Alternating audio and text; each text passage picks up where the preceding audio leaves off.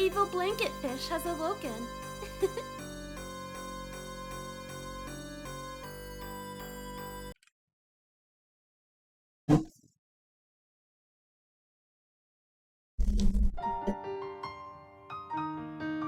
Alright, there we go. Got everything coming in, so we are continuing with Bravely Second. We are now on the final chapter.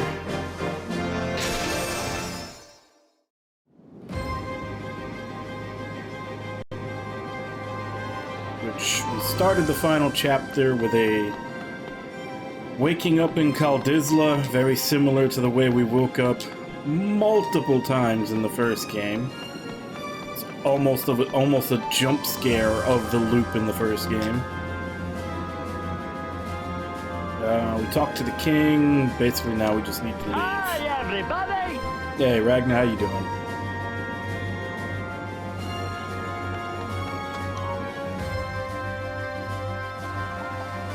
Miss Sakura, you're all right. I was out collecting the laundry when that pillar of light suddenly appeared. I don't remember precisely what happened, but the rub-a-dub started spinning and spinning like bathwater going down a drain. The next thing I knew, we were plunked down right in the middle of the ocean.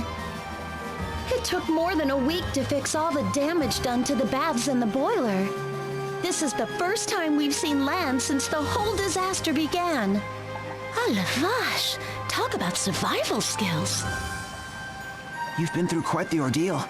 We'll take over from here, so you just take it easy. Take it easy? This is no time to take anything easy. On our way here, we came across the biggest school of fish I've ever seen. Did you say fish? Our tanks are fit to burst with delights of the sea. I've already begun preparing the sashimi boats and writing up the menus. Tonight we'll be serving the bathhouse's super deluxe seafood banquet. I knew we saved the world for a reason.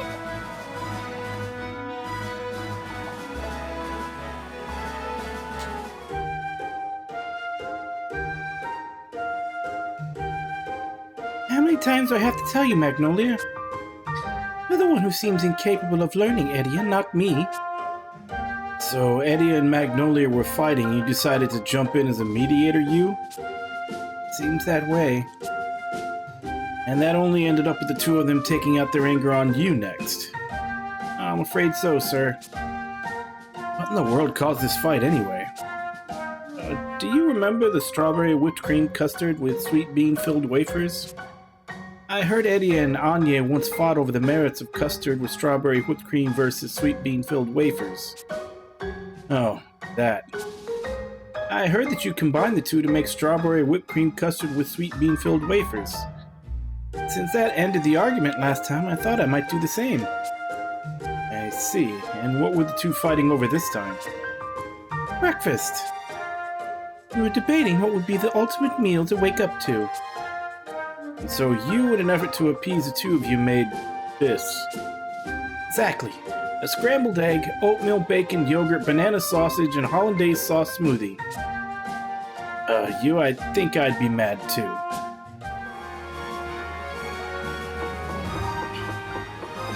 That does not sound good.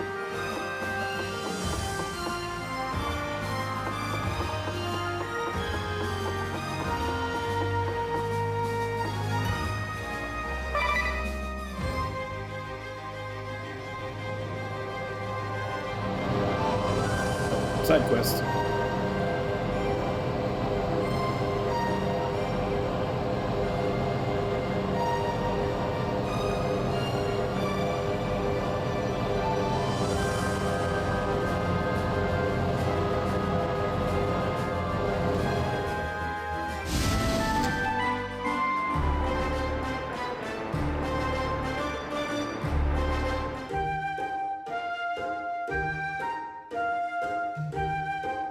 Good as gravy feeling. What's the matter, you? I was just thinking about the family crypt. It's deep below Galadio, right? But there was a breeze blowing the whole time we were inside, even though there was only one exit. No windows. You thought it was the breath, the cries of the dead. Right. It seemed strange, so I asked Alfred about it, and he said there might be a passage. Passage? Yes, running from the deepest part of the mausoleum right to the sanctum. What? You mean we could have taken a shortcut? It was a real slog getting down there. Makes sense, now that I think about it. Lord Founder was such a key figure in the Orthodoxy, even after his death. They probably dug out a tunnel when he built the mausoleum. Right, that way the church bigwigs could all pay their respects to the great man whenever they wanted to. I wish we'd known about this before we made our epic journey into the depths. Tell me about it. Still, no harm, no foul, right? We made it through in one piece. Just don't ask me to do it again. What do you mean? Now that we know about the passage, why not go again? We're adventurers, aren't we? Actually, I'd rather we didn't go blundering around the family crypts any more than we have to.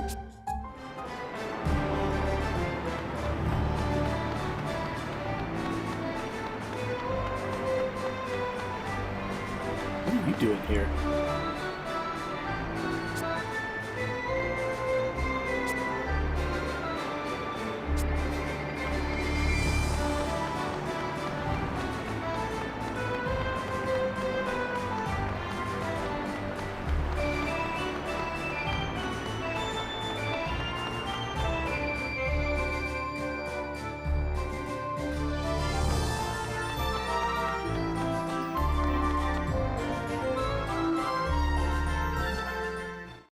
So you have come, my daughter.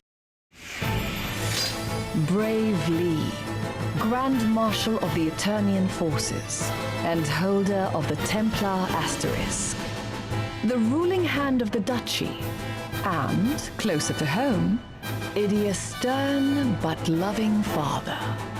After a long and bloody war, peace between the Duchy and the Crystal Orthodoxy is finally within reach. What wisdom do you suppose he wishes to impart to you now?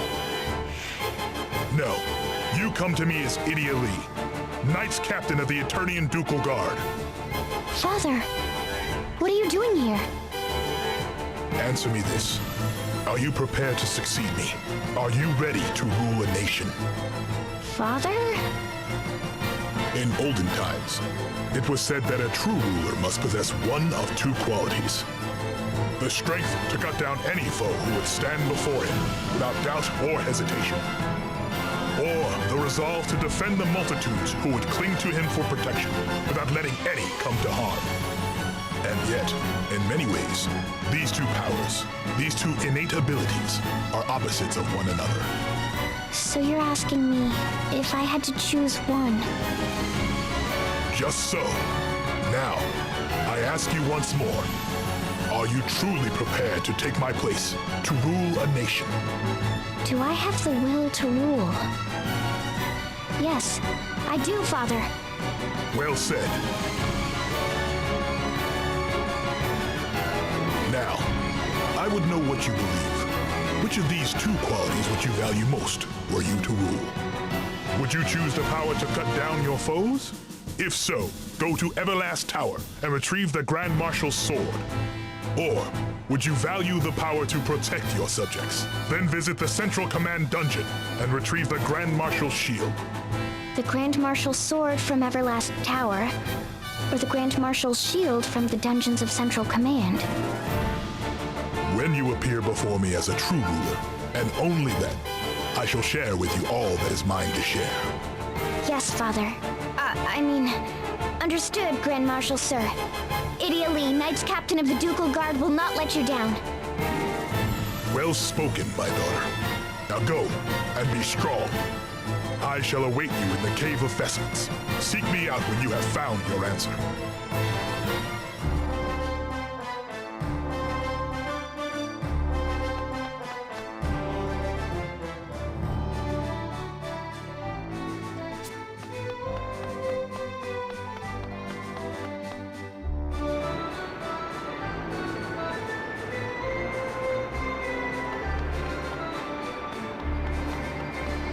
I mean, there's no reason not to go get both, right?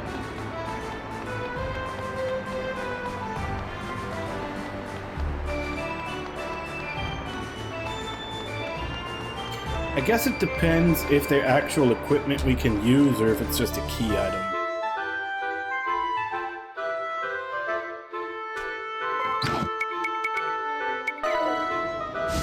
Oh, also, I forgot there's a secret town that we should be able to find.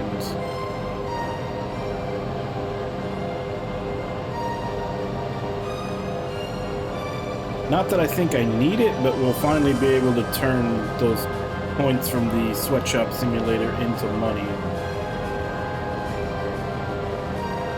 Apparently I was able to do it as soon as I got a ship. I just didn't bother to check.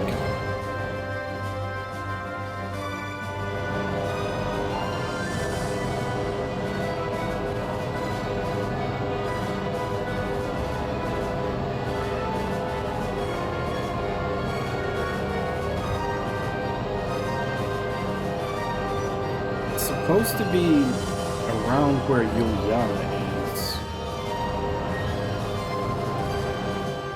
Thinking maybe it's this.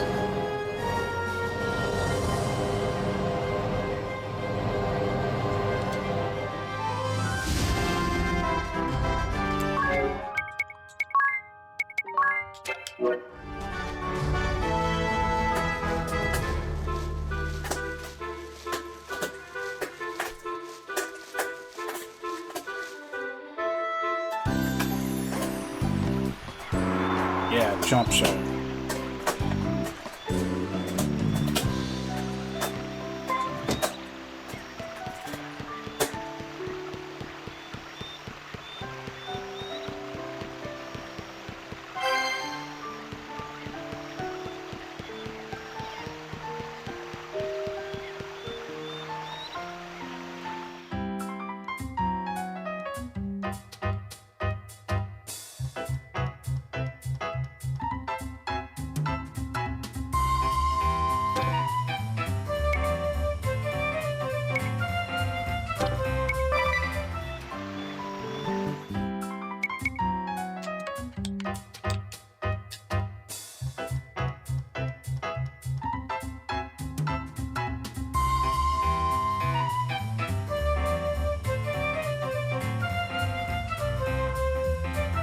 Okay, I see the amount that I have. I see the exchange rate. Why is it? Oh, okay.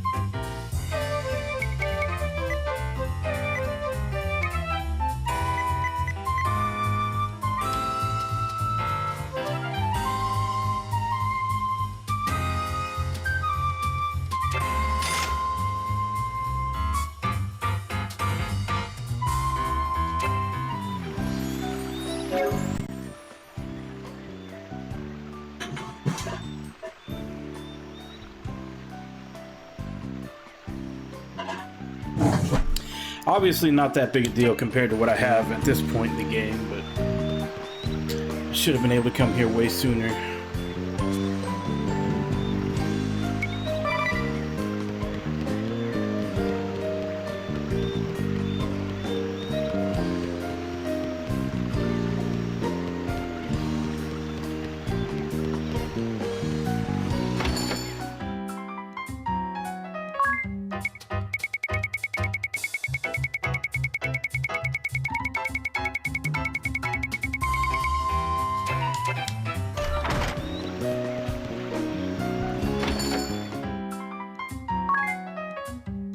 You can buy elixirs here.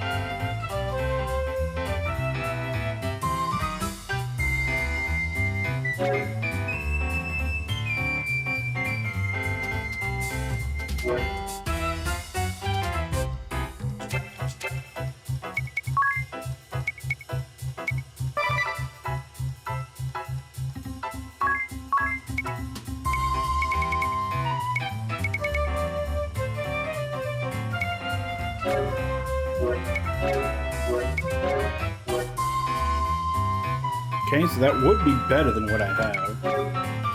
That's 93.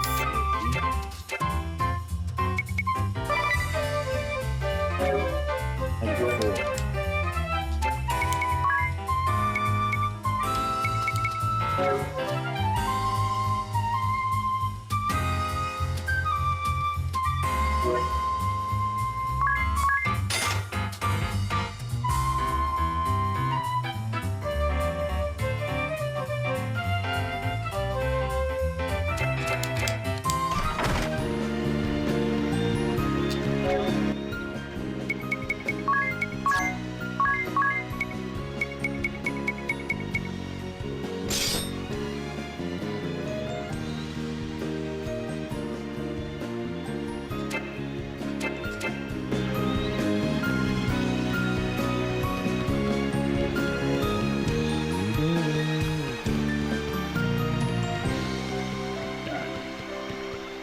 So I know there's better weapons here.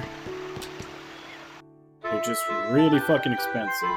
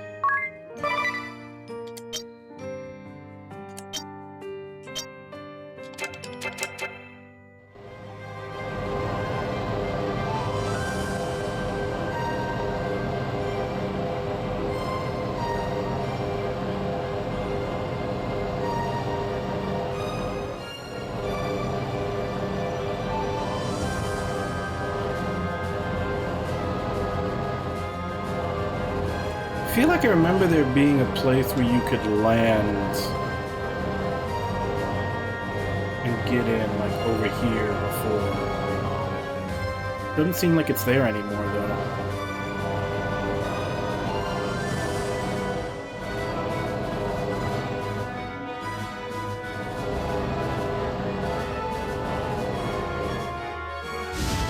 Unless I was thinking of this.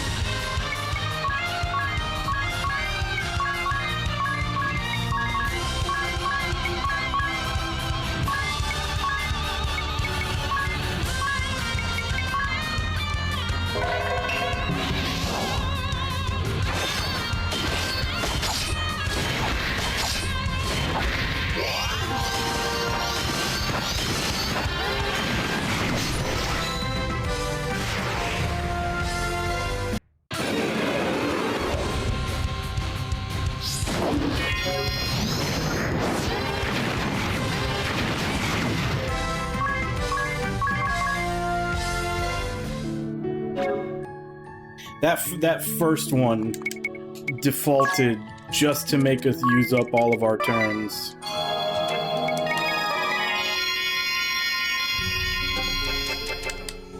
Game's cheating again.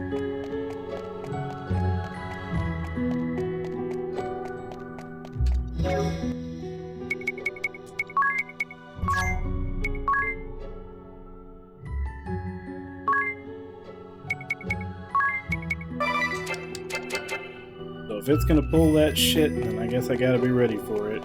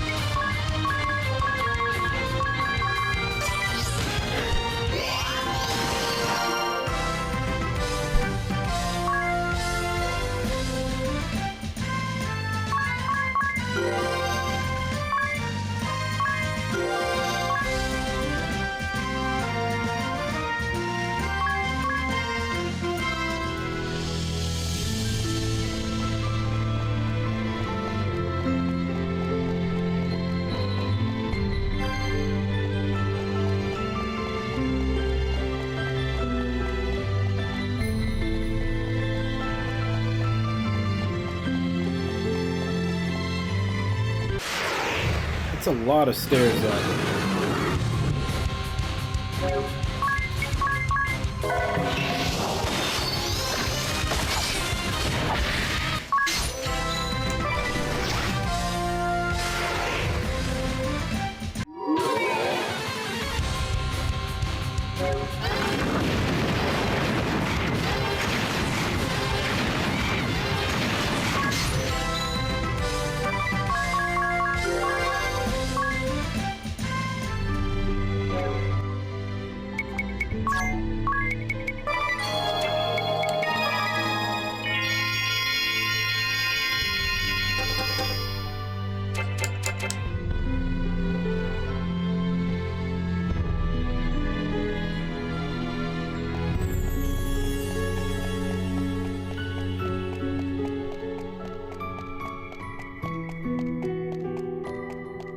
I feel like there's a hidden chest in here.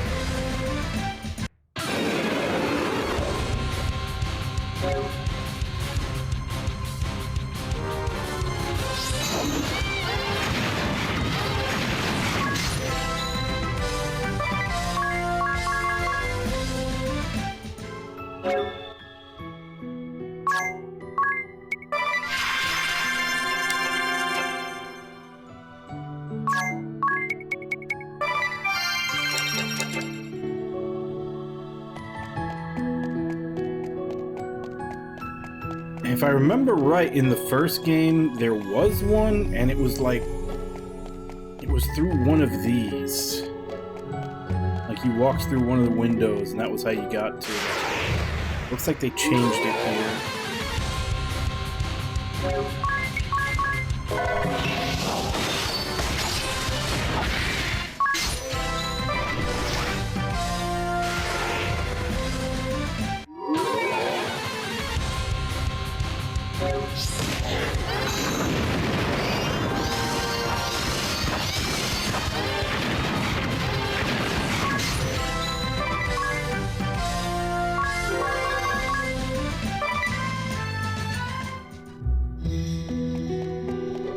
Oh wait, never mind. Here's the other one. Not hidden. Okay. So now we have 4 different staircases going up.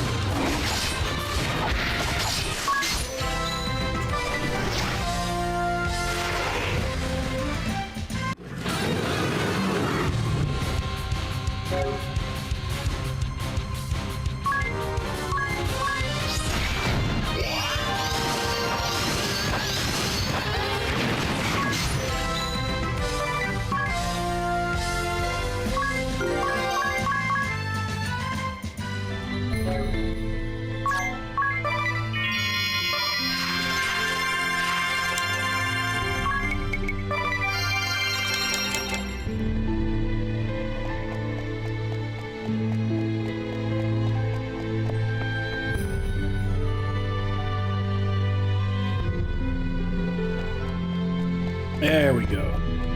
That's what I was remembering. It's 1 floor up.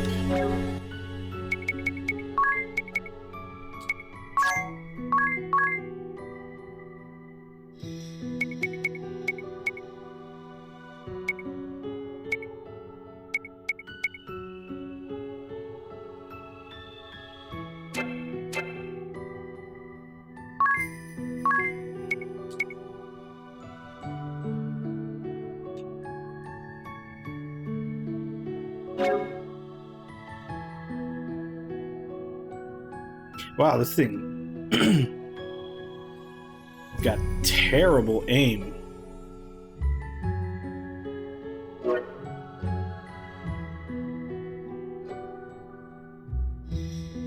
It's like 8 more attack, but the aim drops by a lot, so it's just gonna be missing.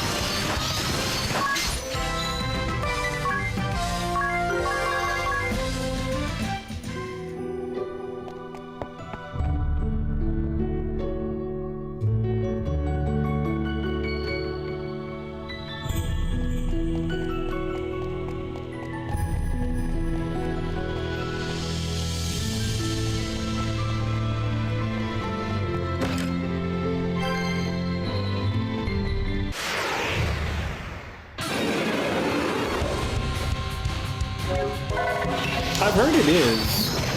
Most of the complaints I've heard about it is the story, not the gameplay.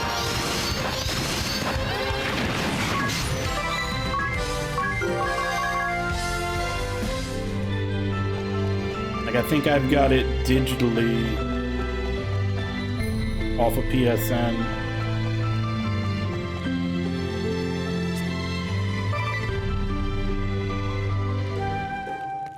You want us to take a survey? But what about our food? We have to do this before dinner, otherwise it won't mean anything. Okay, but what kind of survey? Well, let me put it this way. You drinks tea, but not coffee. Tiz and Idia both like coffee, but Idia has a serious sweet tooth. And so it goes for other food and drink.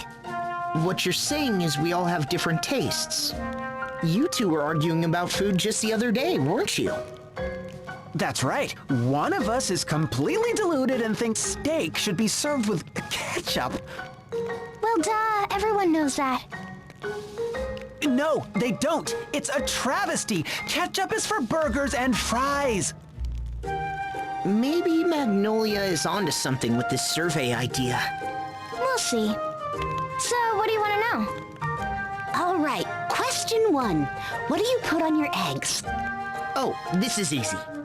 Oh, I know. Hollandaise. It's gotta be hollandaise sauce, right? Would you listen to Mr. Hoity-Toity? Everyone knows it's ketchup. I'm fine with just a dash of salt and pepper. Sometimes I can't tell if your tastes are refined or just plain boring. No, he is absolutely right. Good point, sir. The answer is salt and pepper. And hollandaise. Moving along. Next Which question. is weird, because they have her Fried being the oysters. one that, like, What do you put on them? loves everything she eats. Seafood, tartar sauce. End of story. You can't just lump all seafood together. The right answer is ketchup. And you, Tiz? Let me guess. Salt again? Oh no, soy sauce for oysters, definitely. Soy sauce? Ugh, where'd that come from? That's how Agnes taught me to eat them way back when. I admit, I thought it was kind of weird at the time. You don't say. Anyway, next question. I just like fish. Favorite I style won't of put ramen? tartar sauce on it. Ooh, things just got serious. Okay, Scareman. Oh, no, wait. Tonkotsu. Tonkotsu shoyu. Not Alcampa noodles? Huh, that counts as ramen? Well, no, I'm sticking with tonkotsu shoyu. Well, I like miso, with butter on top, obviously. And a dash of vinegar too, right? Tis exactly. Which means you're also... Sorry, I'm a salt man. I prefer a clear broth to a creamy one. What about you, Magnolia? Well, since I came to Luxembourg, I've had a lot of ramen. And I mean a lot. And I like them all. Whatever the type, you can't go wrong with ramen. Hey, no fair. I'm changing my answer then. D, all of the above. Look, are we done? Because I am starved. I'll eat anything, as long as it's now. Yeah, me too. I'm feeling kind of lightheaded. I have to eat something. I don't care what. Oh, fuck, the words I was waiting for. Today's menu is Magnolia's special boiled meat and spuds. À la lune. Gosh, that sounds impressive. But what's a walloon? Bleak and featureless. Huh? Did you say something? Oh, I can't hide it any longer. I'm so sorry. It's a complete disaster. You remember how we put all our herbs and spices in one basket?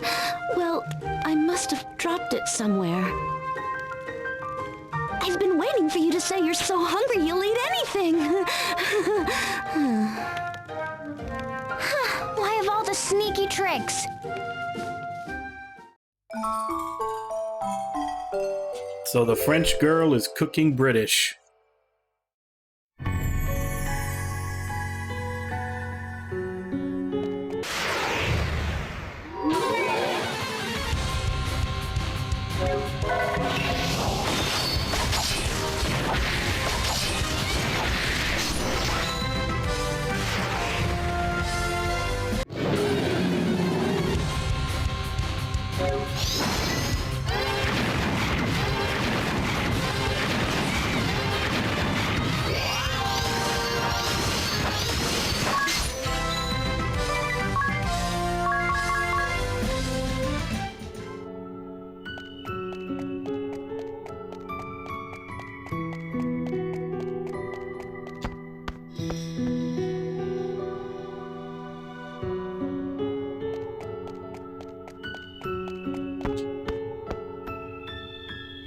Okay, so that's both of the uppers.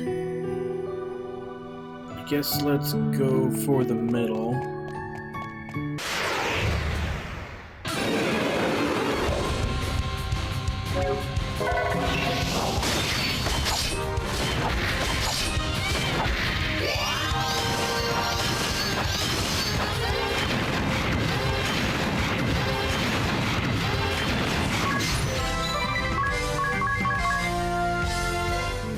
I hate when those dragons just spend the first turn defaulting. They're literally just sandbagging, so we have to use all of our attacks to kill it, so we can't get a second fight in.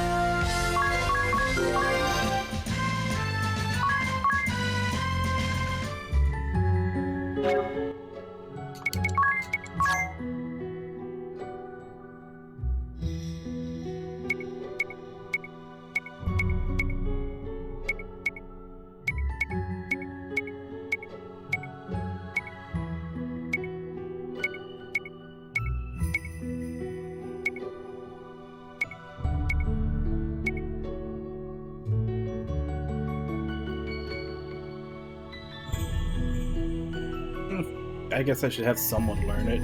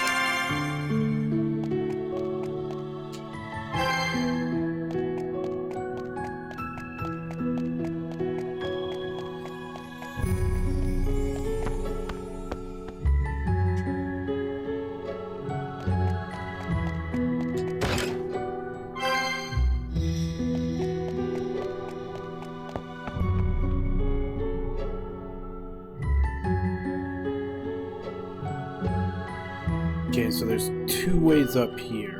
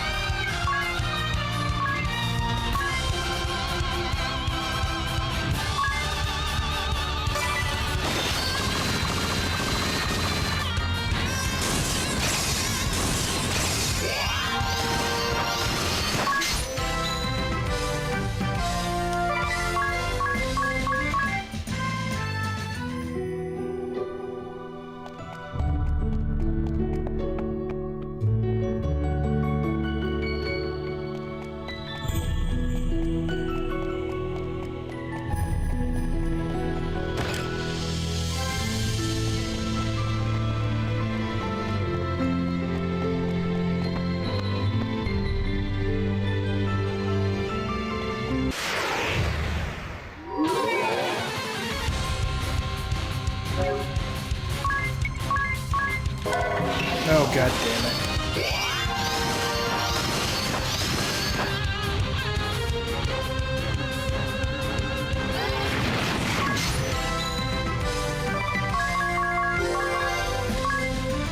I haven't actually saved his...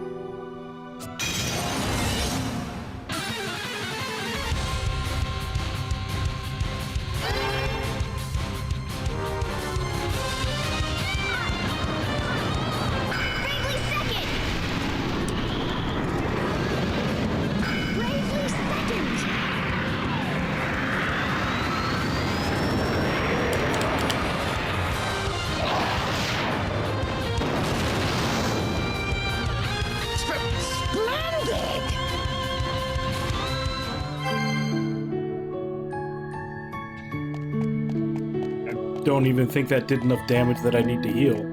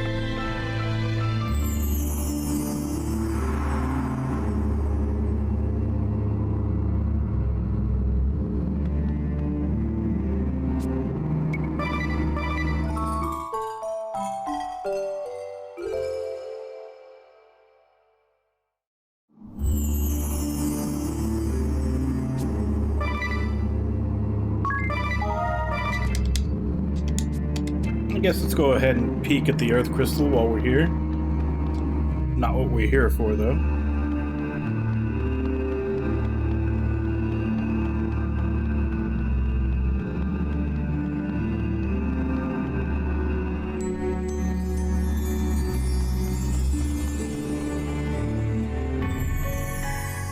Alright, so it looks like I've got pretty much everything on this path. So the path to where I need to go is that lower left off of the first area. Shortcut back there.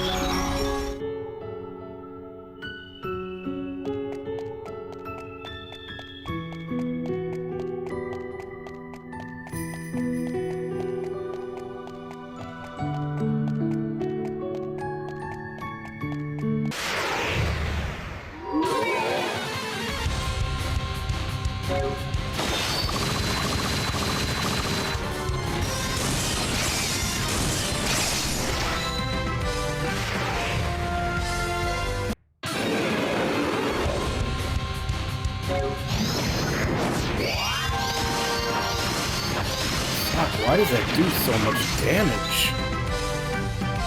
I don't have anybody that can even survive that move. It did 5,200. Wait, I take that back. No, that's because it was Magnolia. She's got 4 spears equipped instead of any armor. Hey Kaz, how you doing? Yeah, so it definitely only did that much damage because she's got no armor and 4 spears equipped.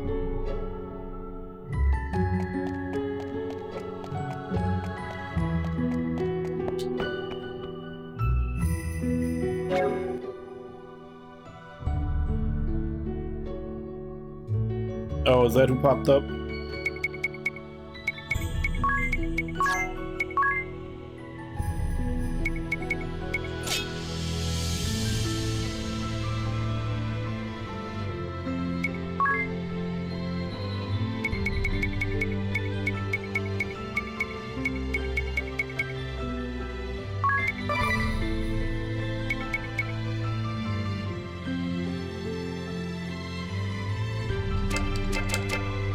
Let's go back to just having her attack like crazy.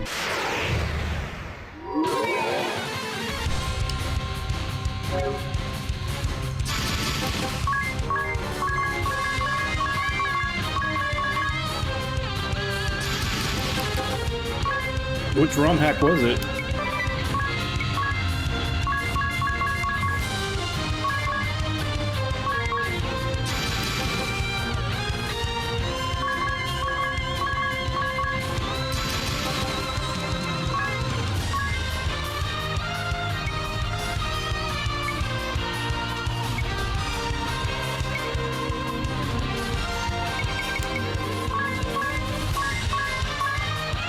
Yeah, all the moves for the Kaiser class are just so gimmicky.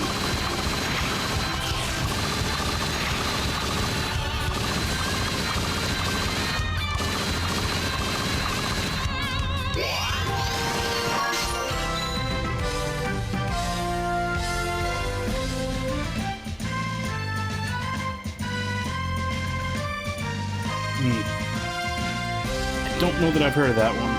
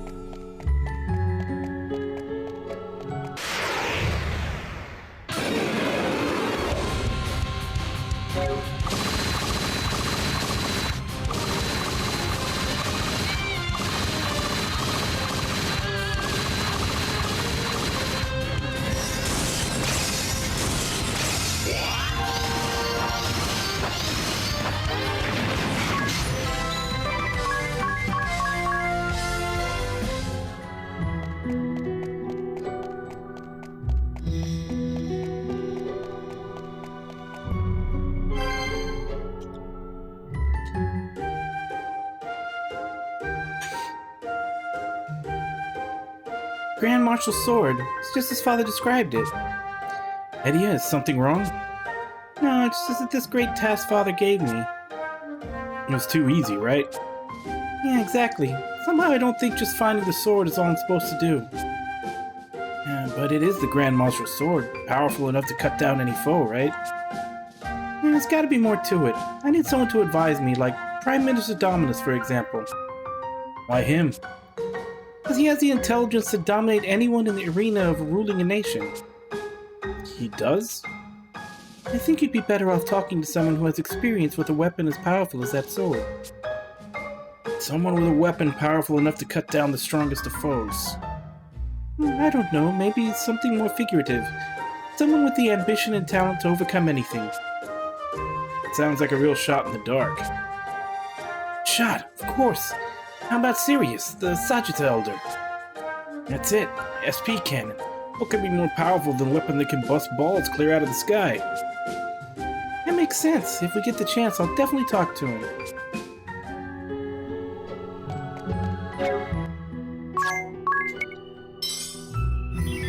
Let's go get the shield just in case. I have a feeling they're gonna make me come back for it.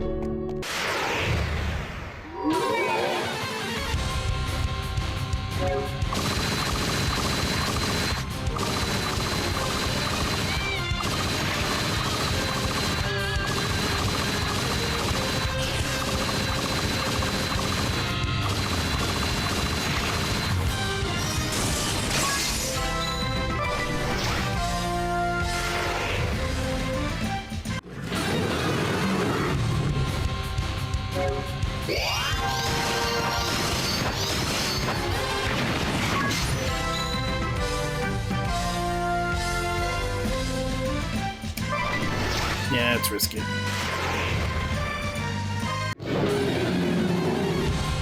Yeah, you should be able to take care of this guy.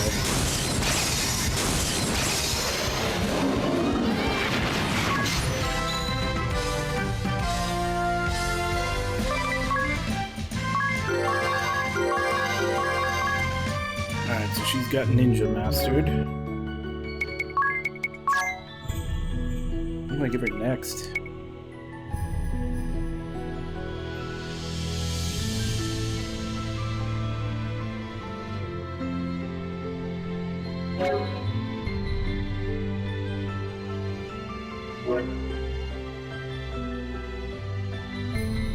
Grinding? I am doing side quests, sir.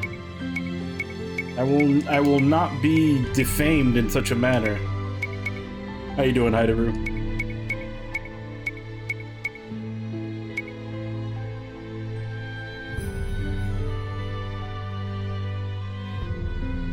Like, at this point, I could easily go for getting JP up on everybody, but I kind of already have an idea for what I want everybody to do, and I've already got those classes pretty much covered.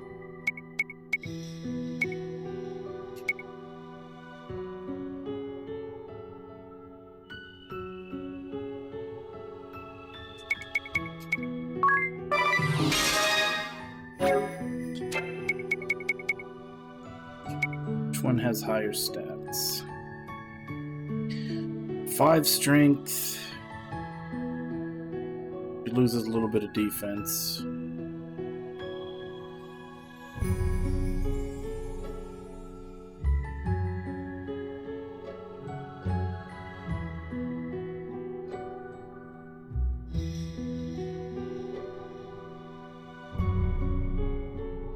Was there a reason why you went to sleep so early?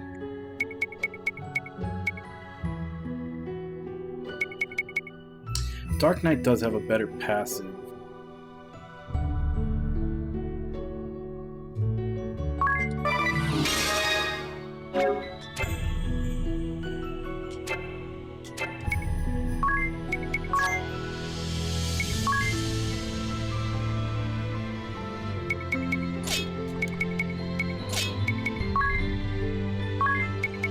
I'll put this on just for the memes.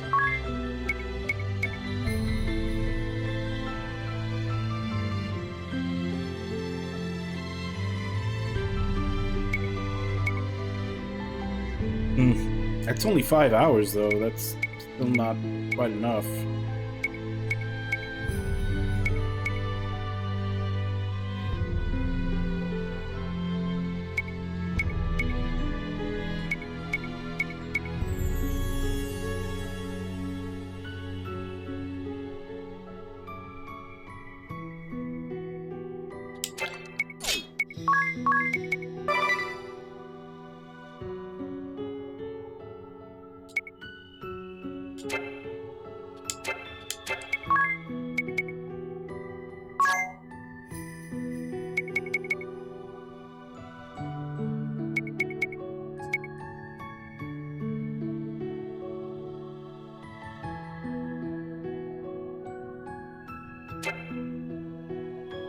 Probably way overkill, but who cares?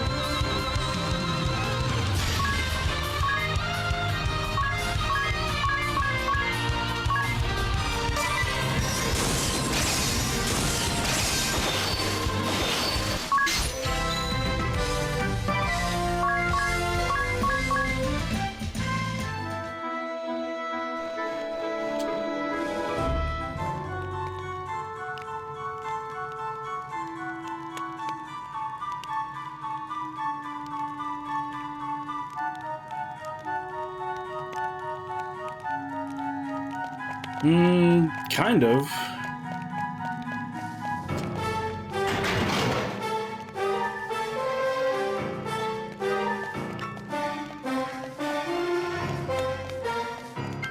I'm not sure there's going to be too much like presents exchanging. It's probably just going to be, we're probably just going to keep it down to like a family dinner.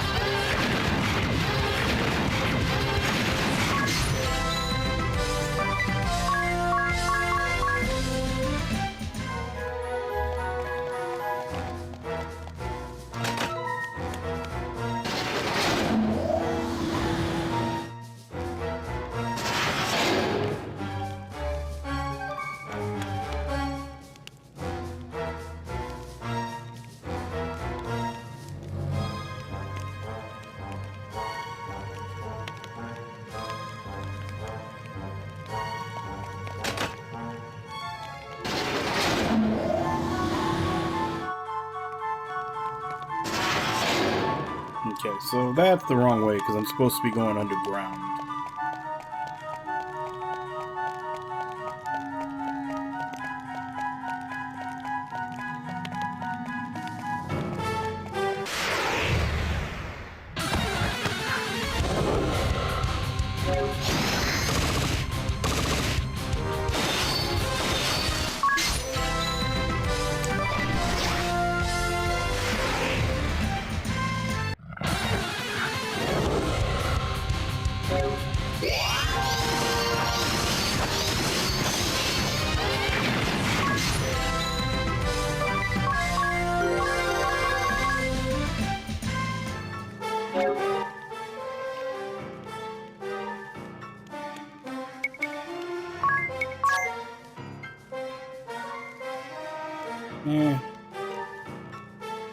It's not really anything to get. I might as well just change her to what I'm going to have her as. I already know what I'm going to do with her, too.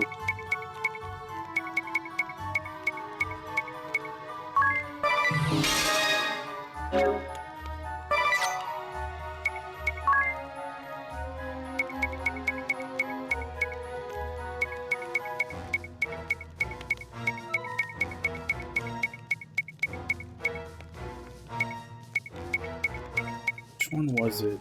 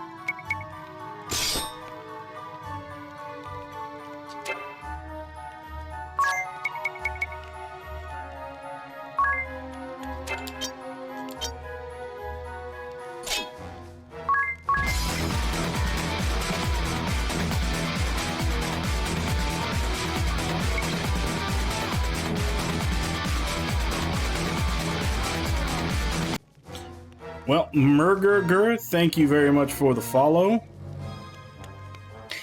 Even though there hasn't been a Murgurgur in this game for, I want to say, since the end of Chapter 4. We've been stuck at 22 for days.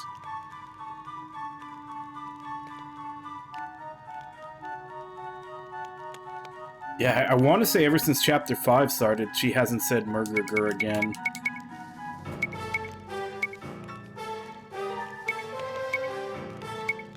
But thank you very much for the follow. Welcome to the Cult of Omega 3 JRPGs. I assume you're a Bravely fan. Or possibly even someone made an alt account just for that.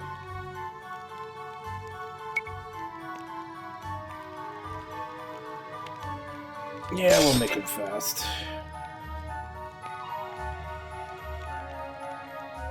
Tiz, I'm still on the fence on. Obviously, he's gonna have the Catmancer probably secondary because the stats on it are not great. Just not sure what his primary is going to be.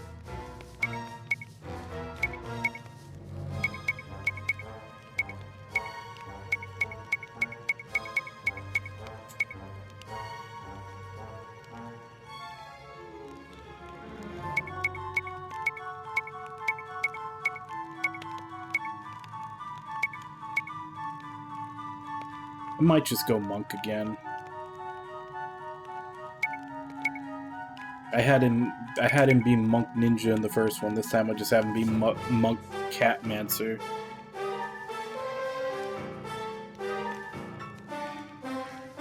Yeah, I'm not sure there's any point in finishing out this class because it's not looking like anything's gonna be great on it.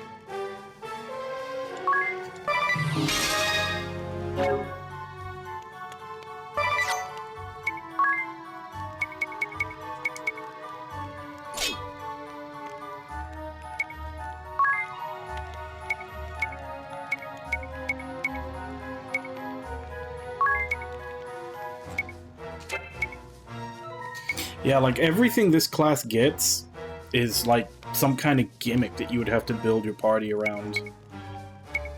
It feels like it should have been several different classes gimmicks, because I'm not even sure you can make use of more than one at a time when you build your party.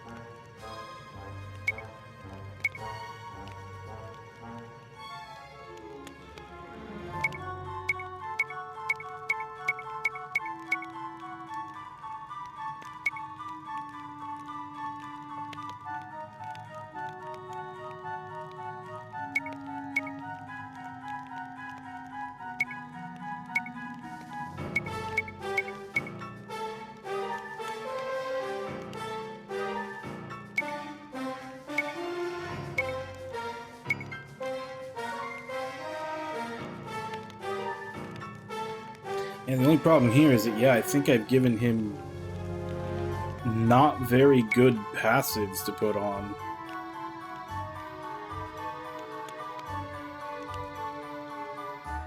Actually, you know what? No, we'll just make him Fencer.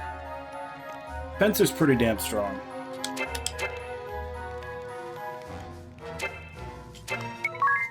Just so that I'm not doing the same stuff that I did in the first game.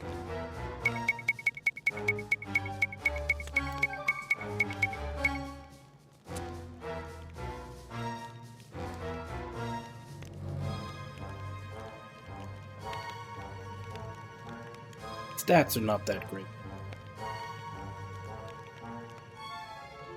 It kind of makes sense. It's one of the first ones they give you.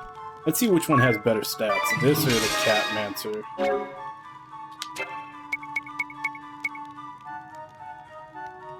Catmancer actually has more strength.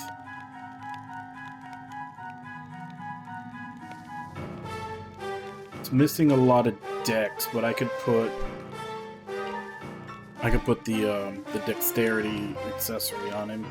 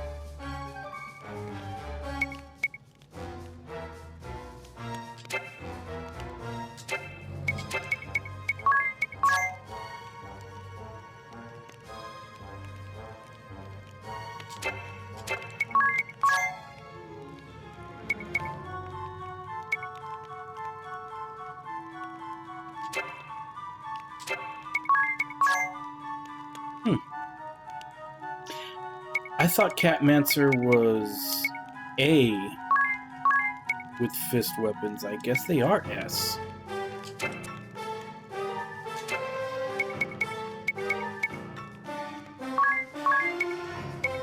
Oh, this is an equipable weapon. Actually, not bad.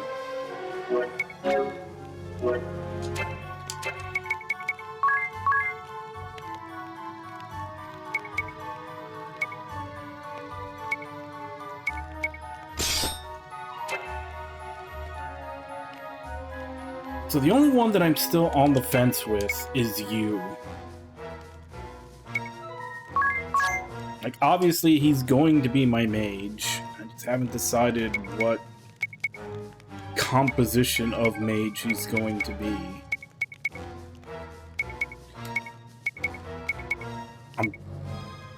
Right now I'm keeping time on there because that seems to be the best damage-wise with Comet and Meteor.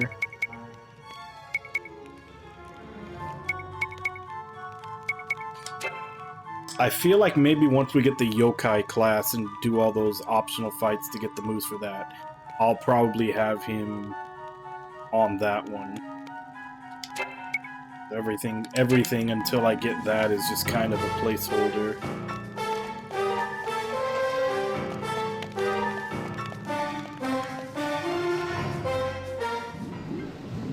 But yeah, everybody else, I think I'm kind of already figured out what I want them to have.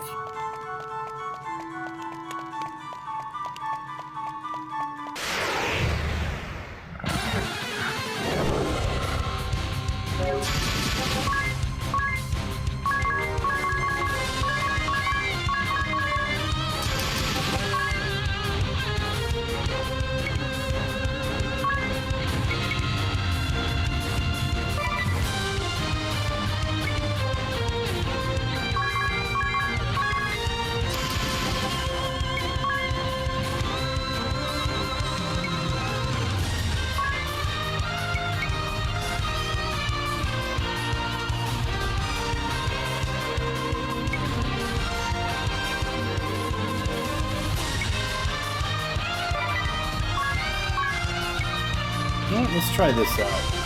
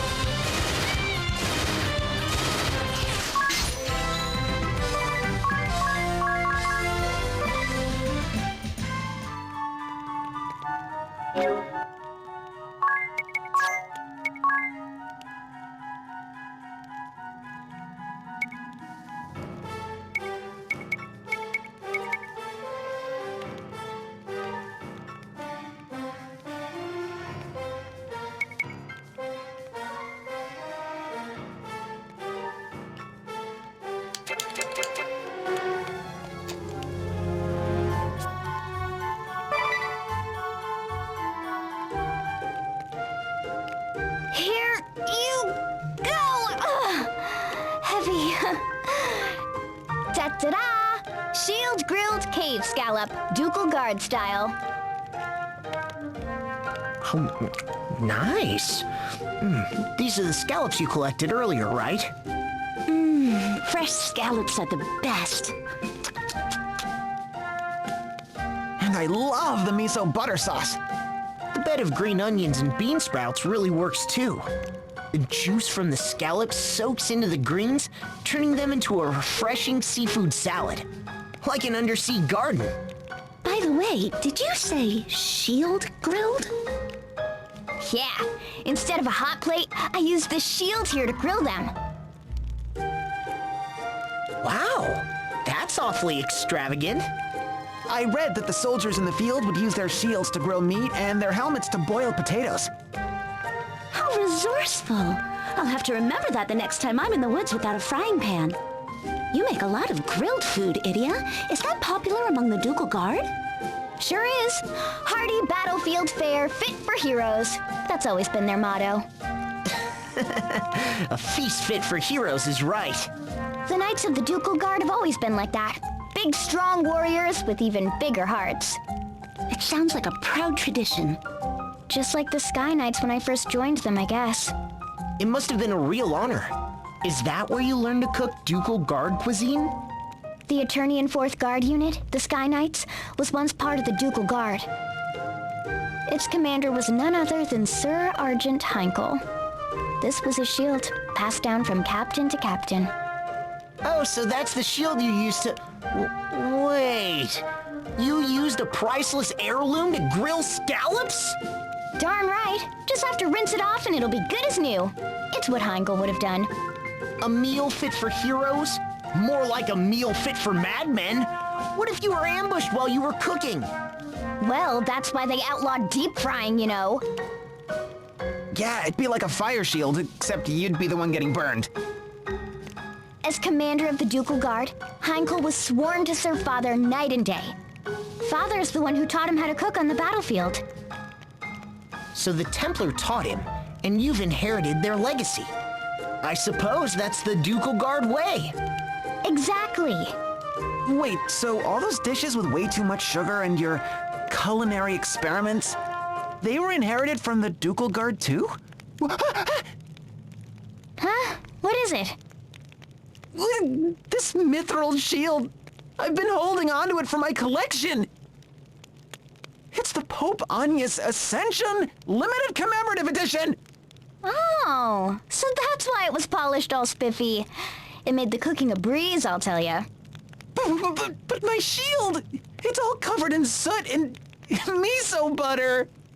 Hey, guess what, everyone? I've got another special treat for you. Check it out. Scallop soup in a helmet, Ducal Guard style. Oh no, you didn't. I sure did. I used the shiniest, best-kept helmet I could find. Oh, look at it sparkle. But that's my Legion helmet. That was my prize for qualifying at the Arena Regionals of the World Fighting Spirit Championships. You know, it's good that you take care of your things. But the most wasteful thing of all is not to use them.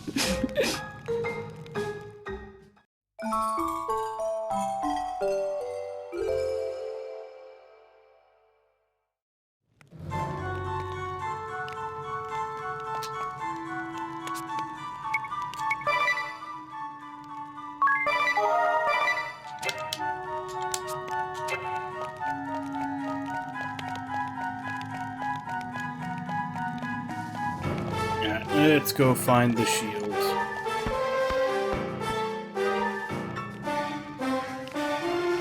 Yeah, that is, especially with Edia, that is one of the favorite topics.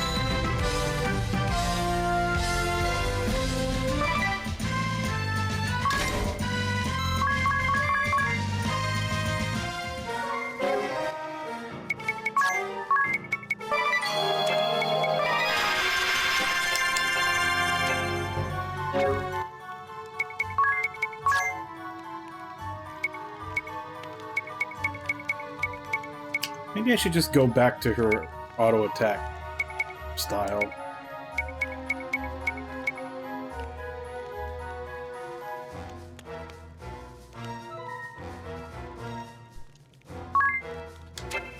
That changed stats.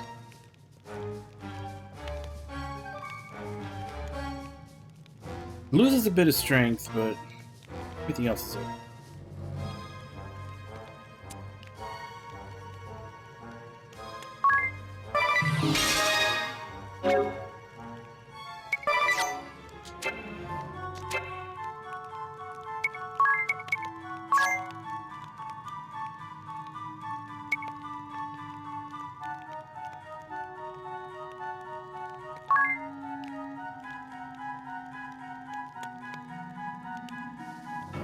Hey, Beard, how you doing?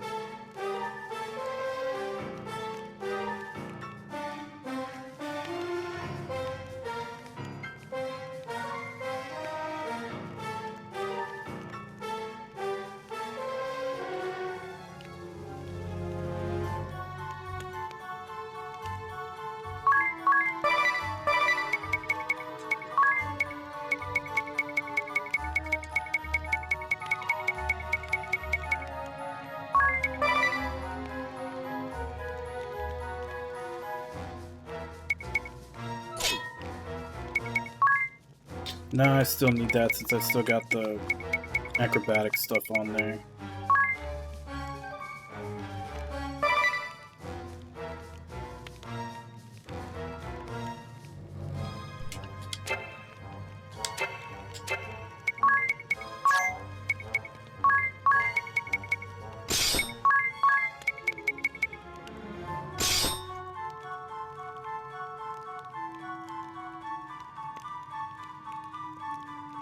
Yeah, because her not having armor is getting her killed way too easy.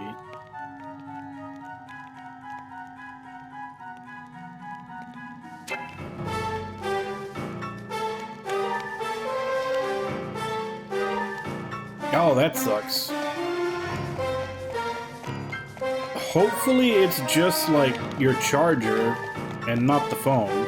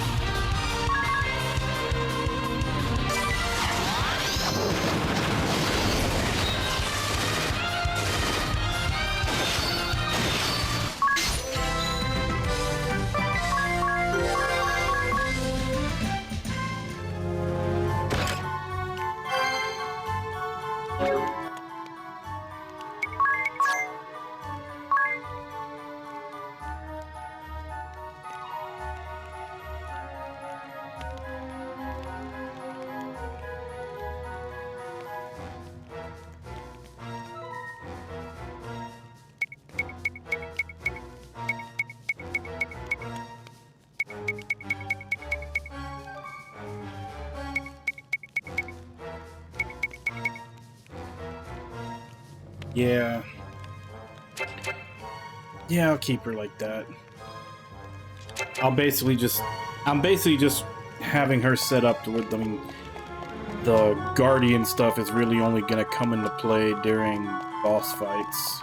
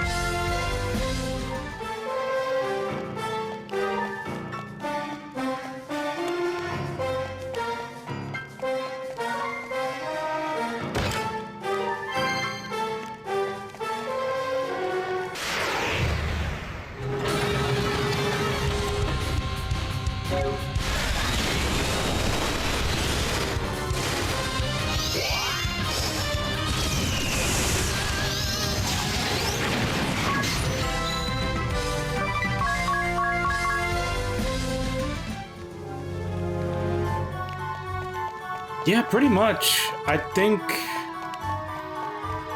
I've got what, like Devil Survivor 2.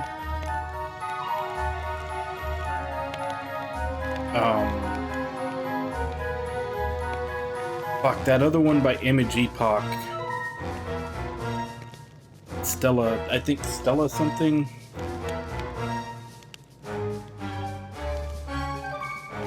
The last game they made. I'm blanking on the name. But I've basically 2 tactical RPGs. I'm trying to think of any other ones.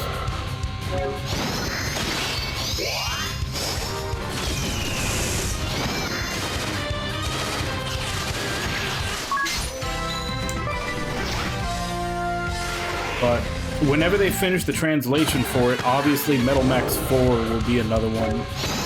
And then I've been debating whether or not to add the Dragon Quest. No, I take it back. It wouldn't be 3DS, that would be DS. Because the only ones that are on 3DS are 7 and 8. Yeah, that too. That is, assuming you guys do the community challenge next time, of course.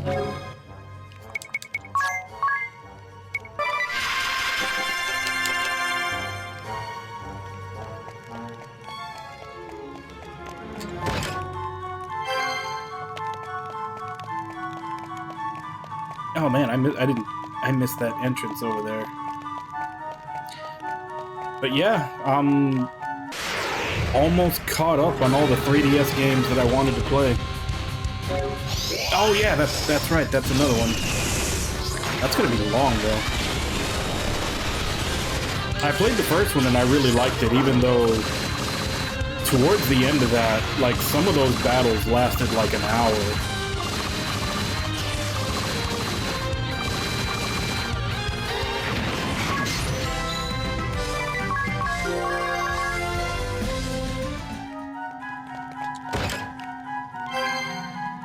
But I really like the battle system. It almost feels like an evolution of Valkyrie Profile, where you have your set of moves and you're comboing the enemy and juggling them.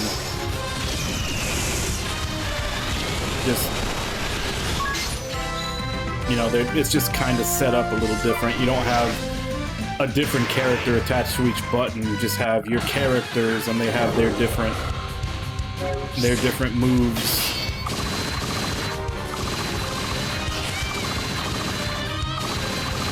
But it's that same deal basically, where you have your turn to get as many hits in and combo them together as you want. I think that was the whole reason I wanted to finish this, was just for Limit Breaker.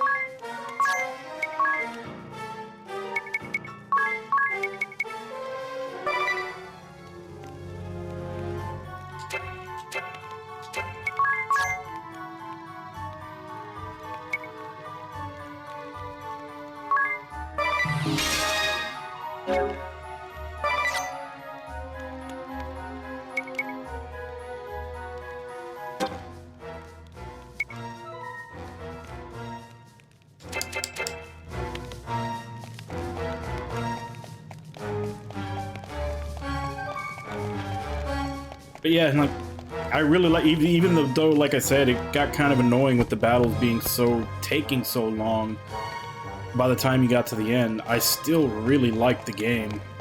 The battle system never got old.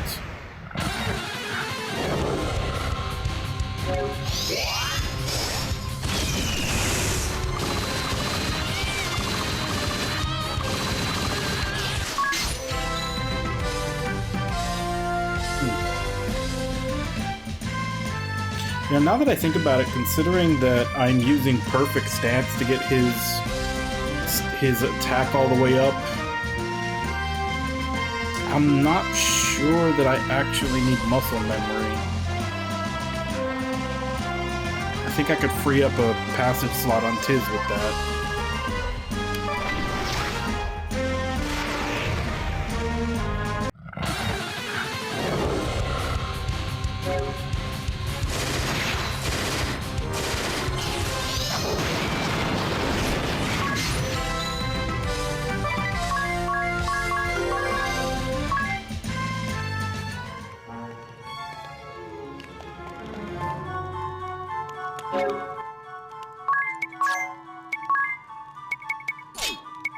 think I need that.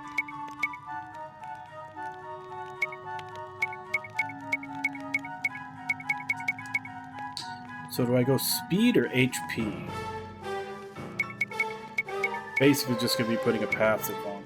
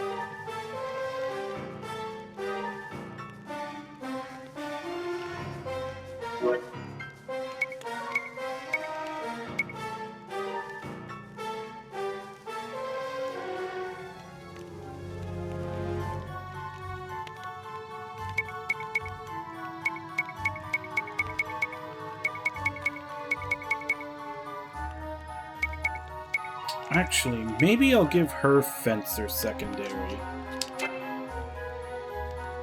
instead of Guardian. Then what could I give Tiz for his secondary? Thief?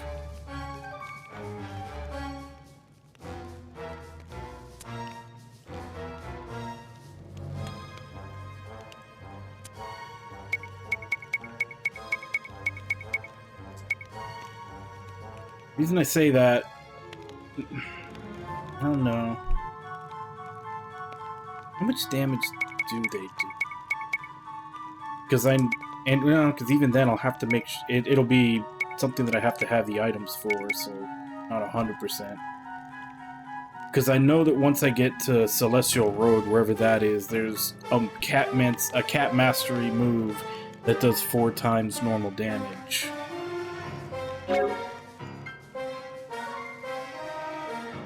That's 1.3. That's 1.5. This one is 3.2. Well, 4 hits of 8, but if it's a single target, it'll be 3.2.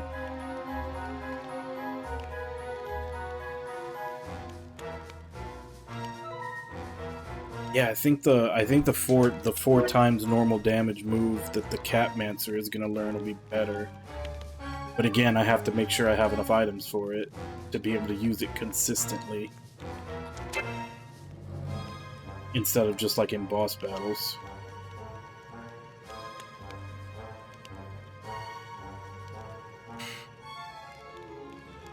No, I'll leave it like it is.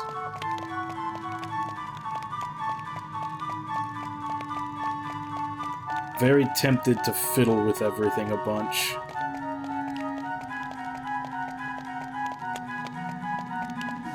So where's the way in there?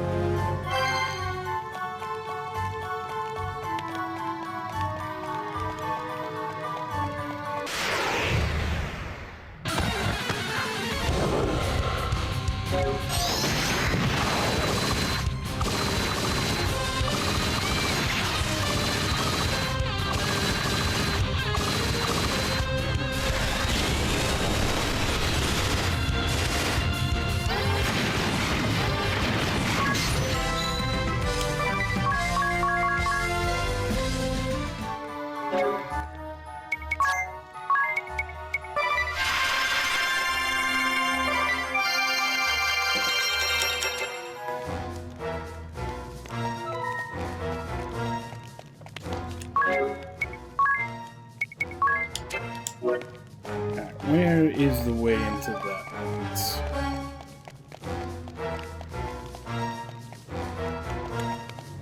I figure there's gotta be another hidden passage to get to that other chest. Yep, there it is.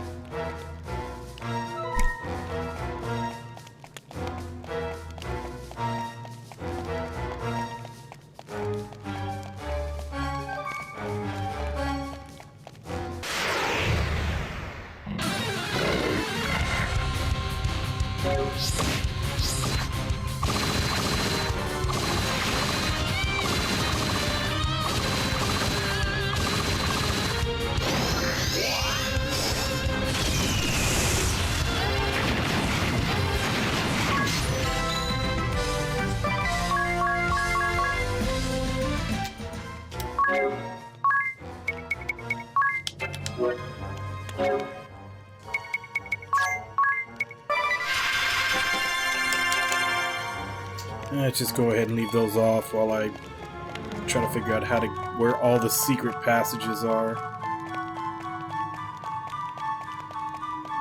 Unless there's a key.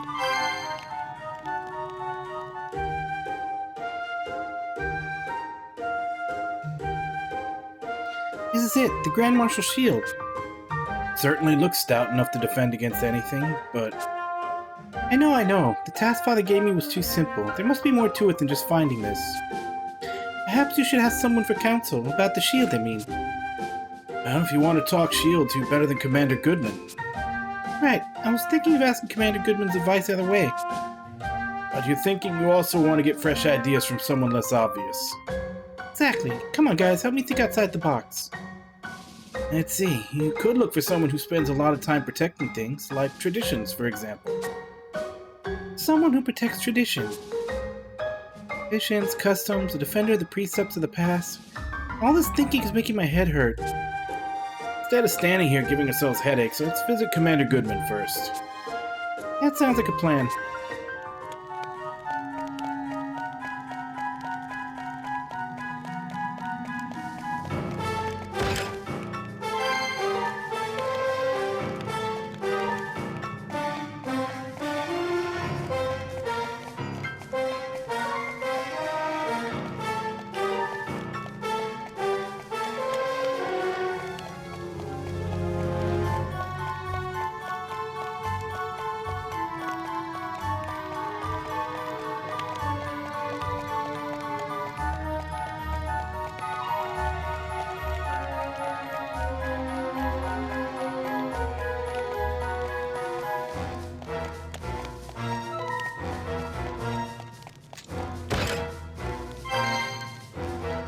Genji armor.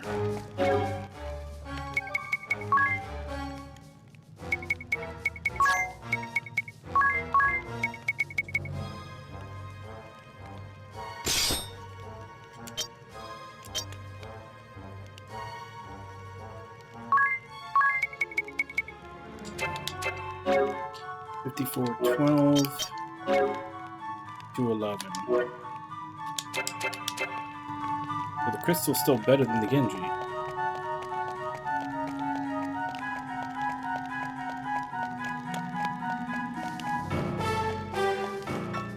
Alright, so I feel like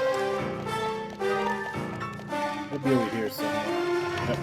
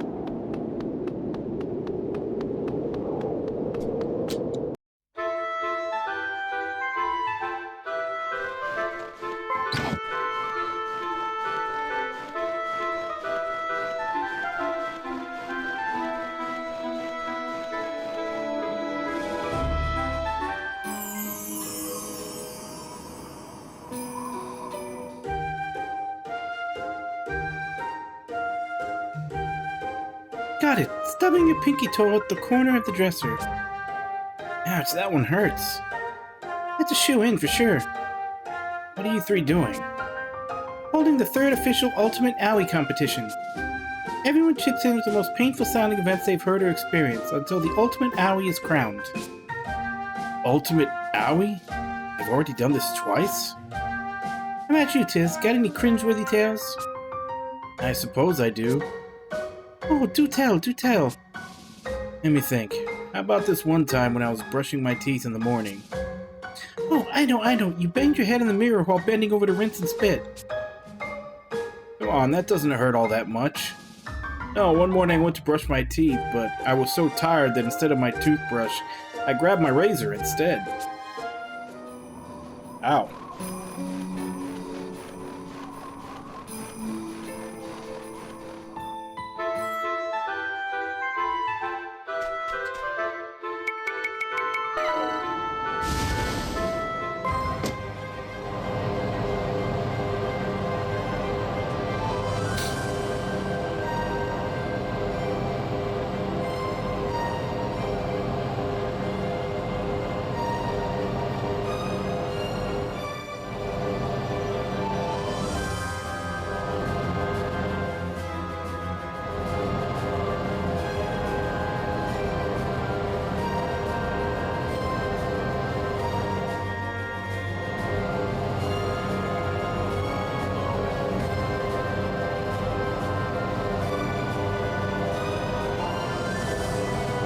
Fuck. Okay, I was about to say, who was I supposed to talk to about the sword? It's Goodman for the shield.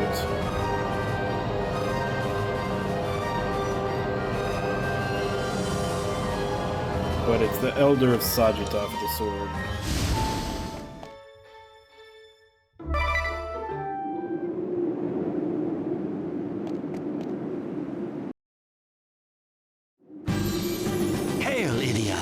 Brings you back to Eisenberg. The shield bearers fought the sword bearers by building unbreakable defenses. So, is it better to rule a nation by the shield? In these past few years, you've faced a coup d'etat, civil war, and relentless attacks by the Empire. And yet, under your command, the shield bearers held strong and repelled every threat. Commander Goodman, I would hear from you how a ruler might best defend his nation. A weighty question indeed. I take it you're preparing to follow in your father's footsteps. Very well. Compared to the Duchy of Eternia, Ours is a humble nation, but I will offer what advice I can. The defense of a country relies solely on the soundness and strength of its shield. No matter how many times it is struck, no matter how powerful the blows that rain down, it must not bend or buckle. It must absorb all harm so that no injury, no pain befalls the bearer. Now, this is how I built our shield. First, I drew a sharp line between the soldiery and citizenry. It is the former's duty to defend the latter. I saw to it that my men were provided with the strongest armor and stoutest shields, enough to protect them completely. So equipped, they could absorb every attack for as long as it took to exhaust our foes and sap them of the will to fight. This was the doctrine of the shield bearers, and now that of the Eisenberg army. Of course, some argue that our approach is too rigid, too simplistic. Why not put greater focus on offensive power or mobility? I myself once entertained such ideas, and I was not the first shield bearer commander to do so. Were we to divert more of our forces to the offensive, we could weaken the enemy's assault, relieving the burden of defense. But doing so would thin our defensive line, and might even afford the enemy a way to break through. We have one duty, and one alone, to protect the citizens of Eisenberg. An approach that would put them at risk, even were it to improve our efficiency, is not an approach I am willing to take. And even with the nation united, you will continue to mold the Eisenberg army into a defensive force? For as long as war troubles this world and peace eludes us, I will. A world without war is hard to imagine. I think we will always have need of a strong defense. It is my sworn duty to protect the people. I, for one, shall never lay down my shield. So should I choose the shield?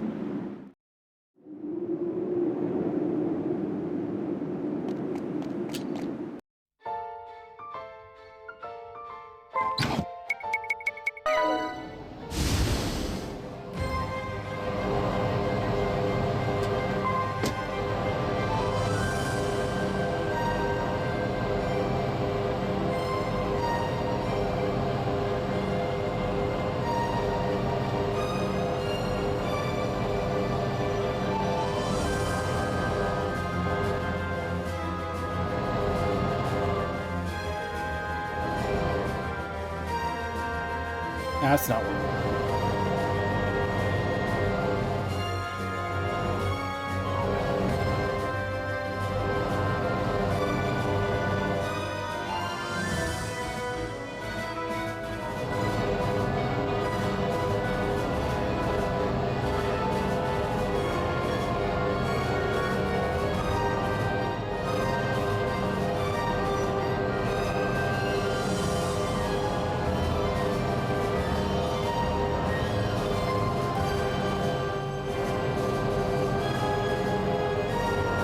The fact that this map is shifted over to the right from what it was in the first one keeps it messes me up more times than it should.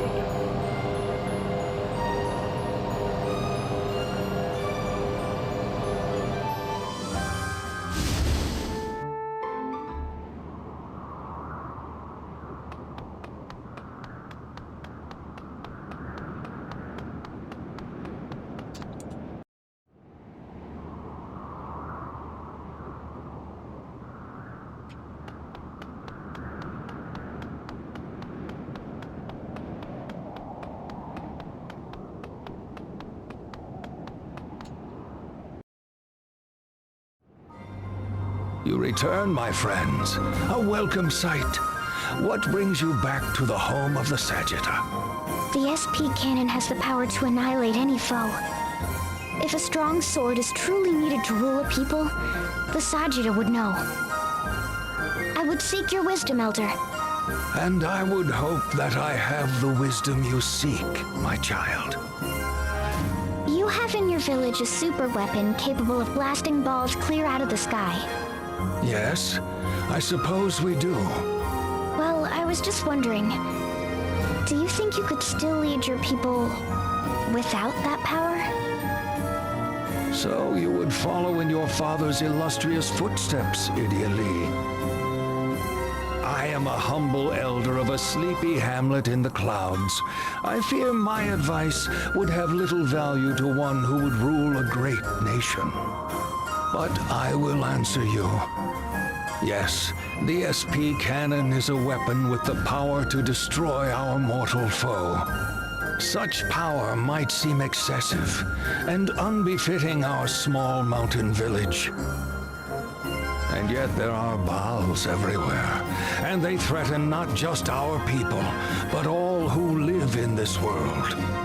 Left unchecked, these fiends would destroy humanity, and we have the power to stop them. Whether this power is essential to govern my people, I cannot say. But it is a power that I would be a fool to relinquish. But what if someone tried to use this great power for evil? What then? This is, of course, a danger. Why, even used in good faith, an artifact of such power can have unforeseen and terrible consequences. But if we rejected this power out of fear, then what would happen to this world? Our foes would still be there, and who would hold them in check? When confronted with an unrelenting foe, what responsible leader would not take weapon in hand and destroy them? Your mind hears my words, yet your heart remains unconvinced. No, it's not that. It's just... It is all right, child. It is good to doubt. The question of how best to rule a nation is one with no easy answer. Maybe the sword is the answer.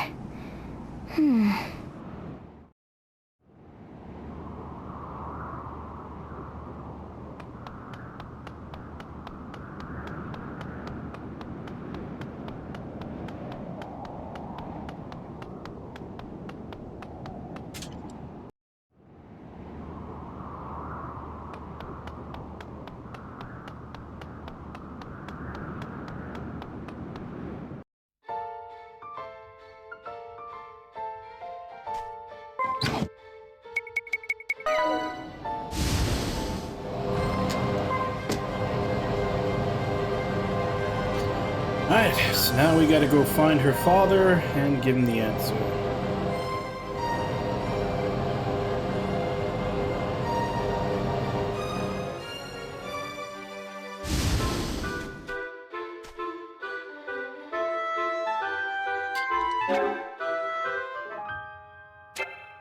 First, I'm gonna go ahead and take my break, so I'll be back in 5 and then we'll finish off this side quest.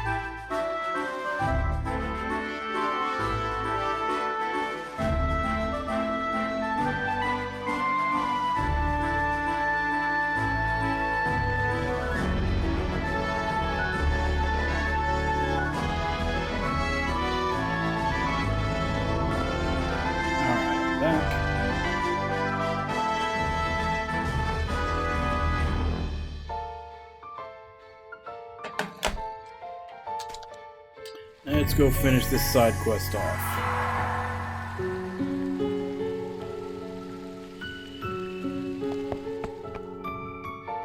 Not where I wanted to go.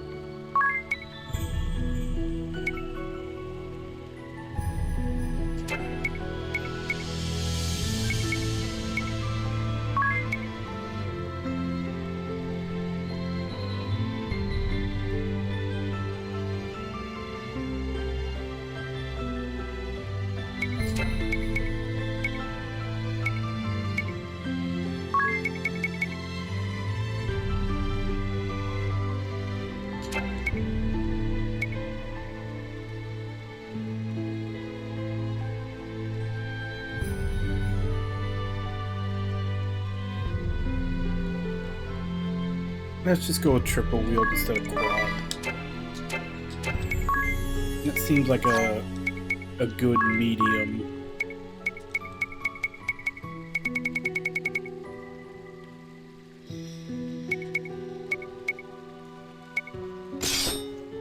Still have armor to get some defense from. That and quad taking up two spots is too much.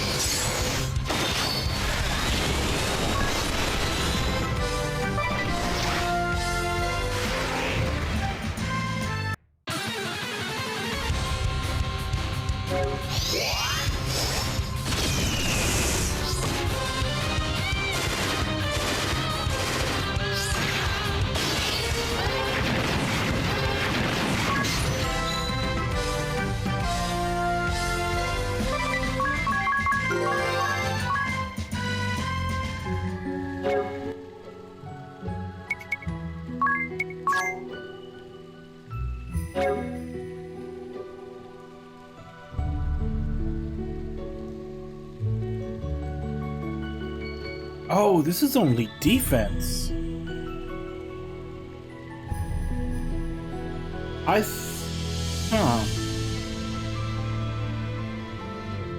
Never mind, maybe I do need muscle memory. I thought that upped attack, not your defenses.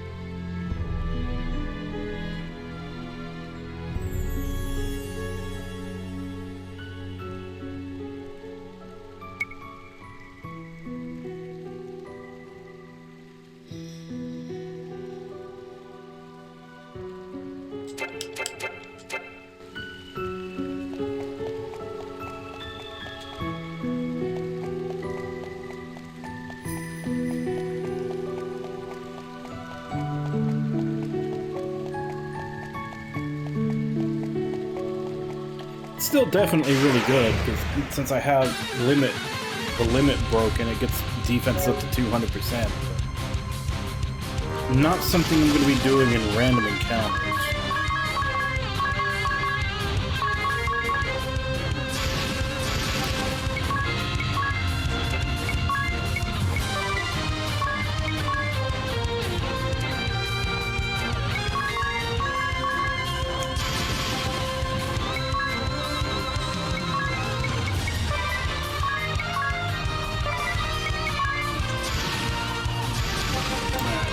How do we do this?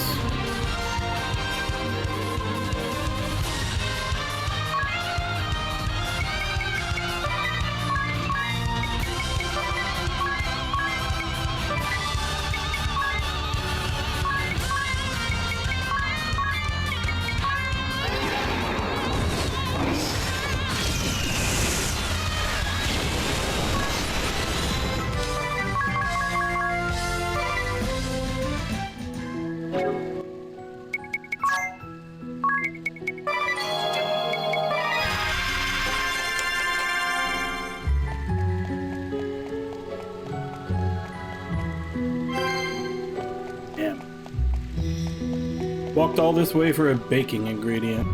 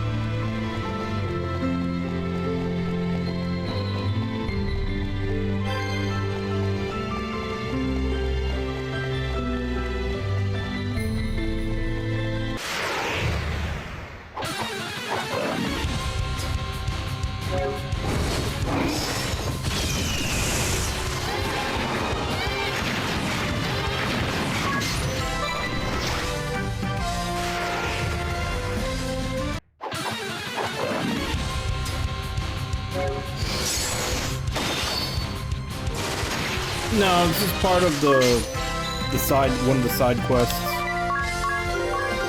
The long side quests.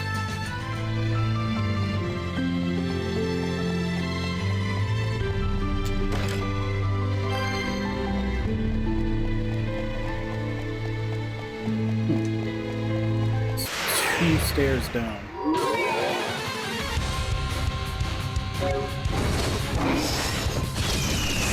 Yeah, basically for Edea to take over for her father, which I assume is going to get us the Templar Asterisk.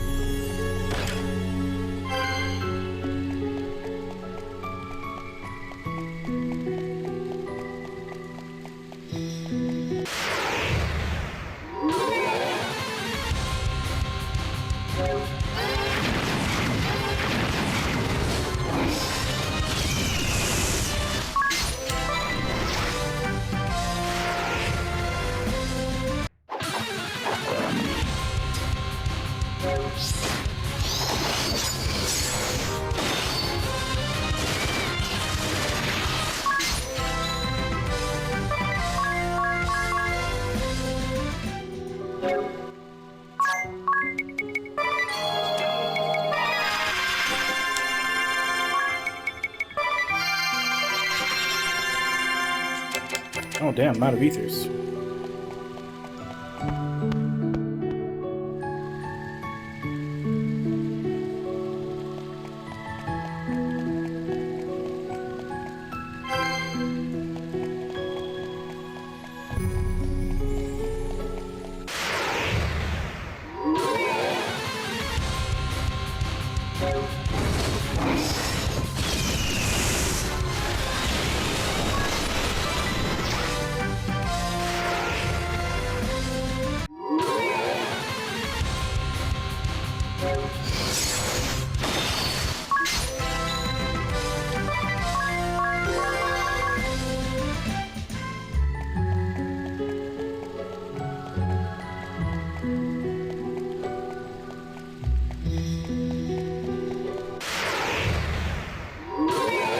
Kind of looks like that second set of stairs might have been the side path.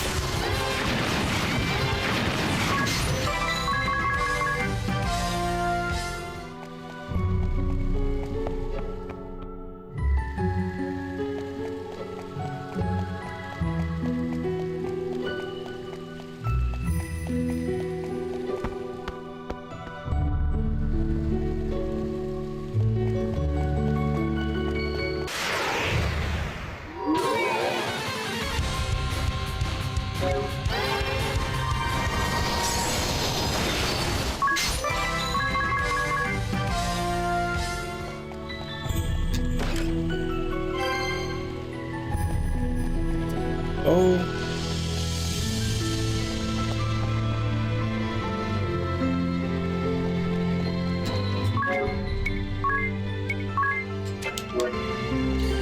Not going to turn the encounters off, but I feel like there's kind of been a lot of them. Turn them down a bit.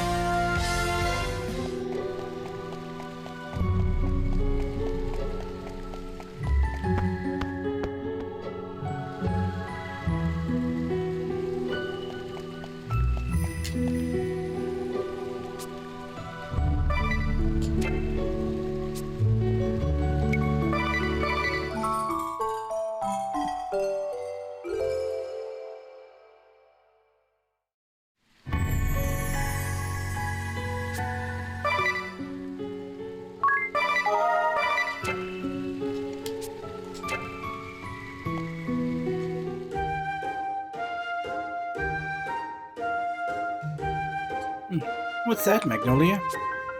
Something I picked up outside. I've been waiting for a chance to read it. And it looks like a map. It's in pretty bad shape. This line here connects the Yuliana Woods and Anchai. And it cuts across the Sea of Corsairs towards the Eisen region. Here it turns north by Starkfort and goes all the way to Eternia and stops at this X here in the southern region of Eternia. And look at all these scrawled notes. They're packed with info on each of the key points. Look, here's a detailed map of part of the Eternian Highlands. See, the line splits into 3. One goes to the city of Eternia, the other goes to Central Command. And the third goes to Everlast Tower. There's a date, too. Year of the Orthodoxy, 2385. I was 3 years old then. The writing carved in the stone looks like it was done in my father's hand. These must be the marching plans from all those years ago when the Templar launched his uprising.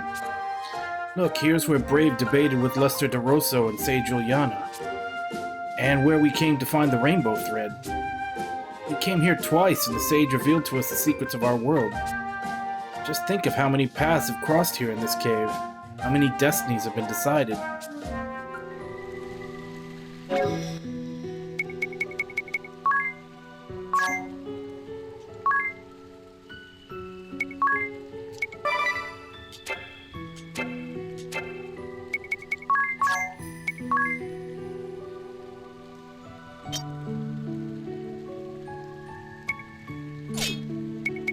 a boss fight.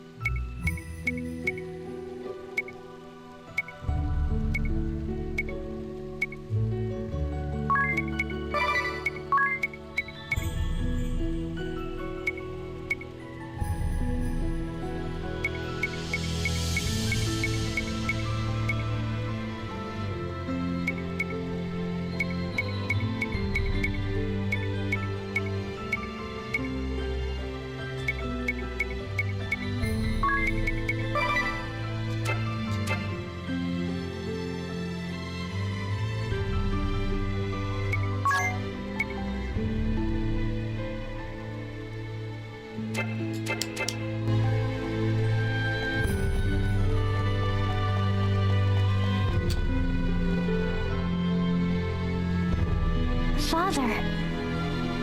It is said that the mystic thread used to weave the garb of the Vestals comes from this cave. But it is more than that to me.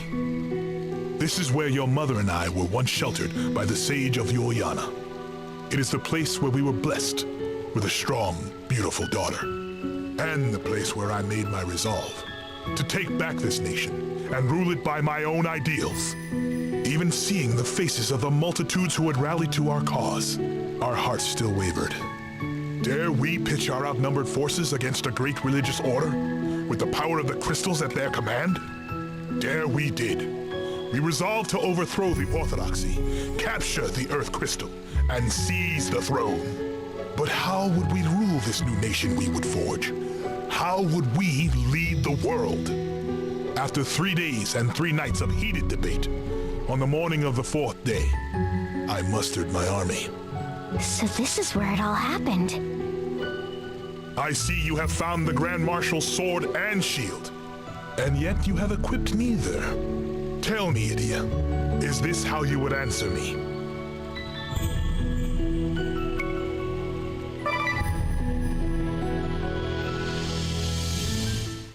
That's right.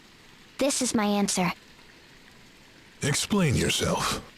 As long as a nation exists, it will have enemies, whether or not it seeks them out. A ruler must have the power to fell those who would threaten the people's survival. This is why I sought the Grand Marshal's sword. And every nation has people within its borders, a citizenry that it must protect. To keep its subjects from harm, a ruler must carry a strong, sturdy shield. So, I sought out the Grand Marshal's shield. But when I took these 2 great relics, sword and shield, into hand, I suddenly felt afraid. You wielded a mighty sword and a stout shield, yet grew fearful. Intriguing. I thought back to what I had seen in my travels across the realm, and to what I had read in the histories. Stories of men who claimed power to slay their foes, but who forgot the ones they loved, and whose hearts grew cold. Men who gained the power to protect people, but then lost sight of themselves, and grew vain, proud, and complacent. They put too much faith in the power they'd achieved. It became all-consuming. It was all they cared about. That was what I was afraid of. Justice must be supported by might and authority. But when it is delivered at the point of a sword, it is not but coercion. You are right to fear power. Yes, even power sought in pursuit of justice is not immune from corruption. A stout shield is needed to protect the people in times of war. Yet the true goal should be a world with no need for shields. The noble course is to believe in the ideal.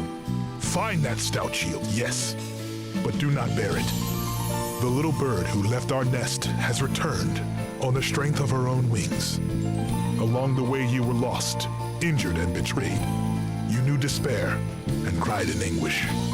We were confused. We doubted everything. We closed our eyes and ears to the world around us. But you overcame the pain. You raised your head and did not shirk from the truth. You took your troubles in stride.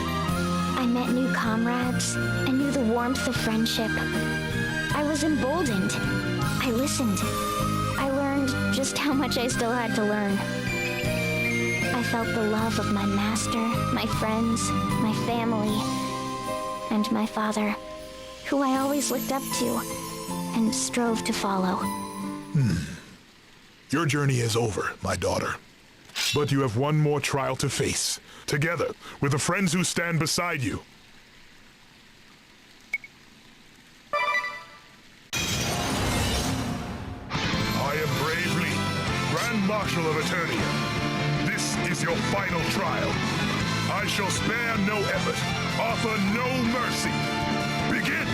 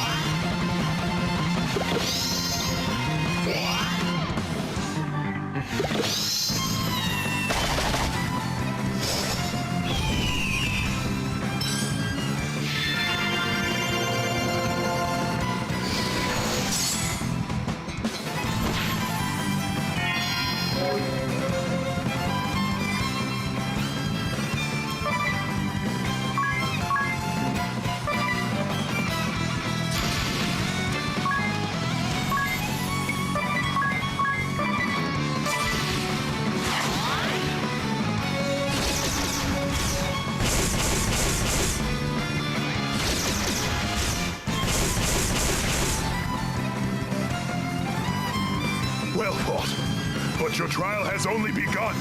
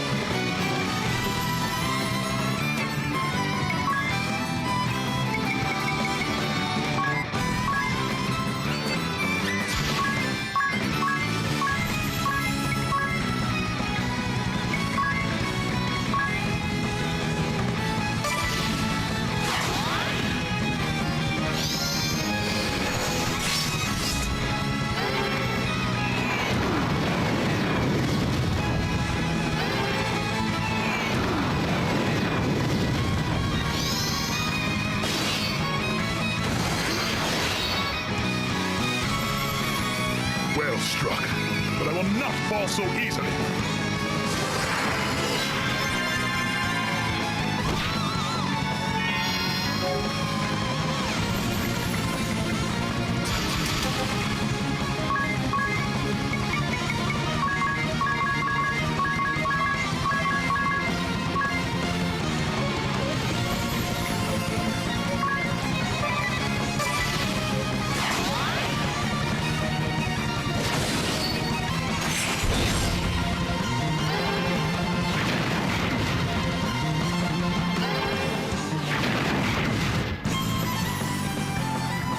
You have grown strong, my daughter.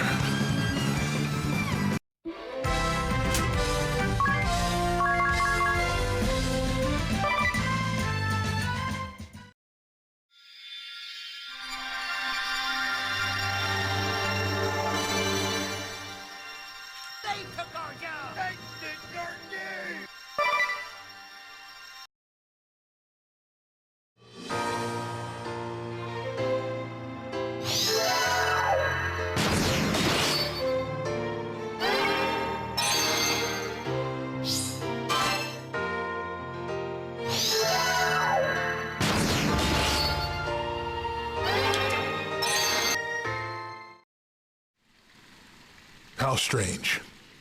For the first time in my life, I feel no regret or frustration in defeat. Perhaps this is what I had hoped for all along.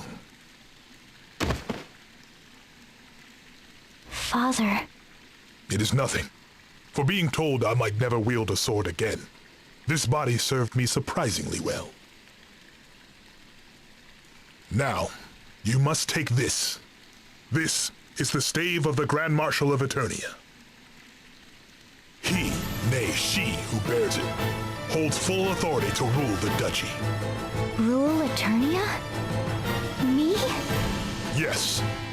You have shown that you possess the strength to cut down your foes, the strength to protect your people, and most of all, the wisdom to know that though you possess both, you need not use either.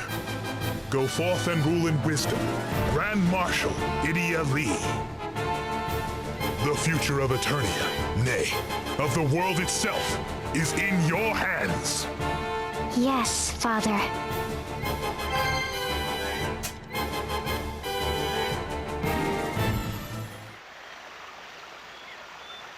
Why, Idia? Mother? What's going on?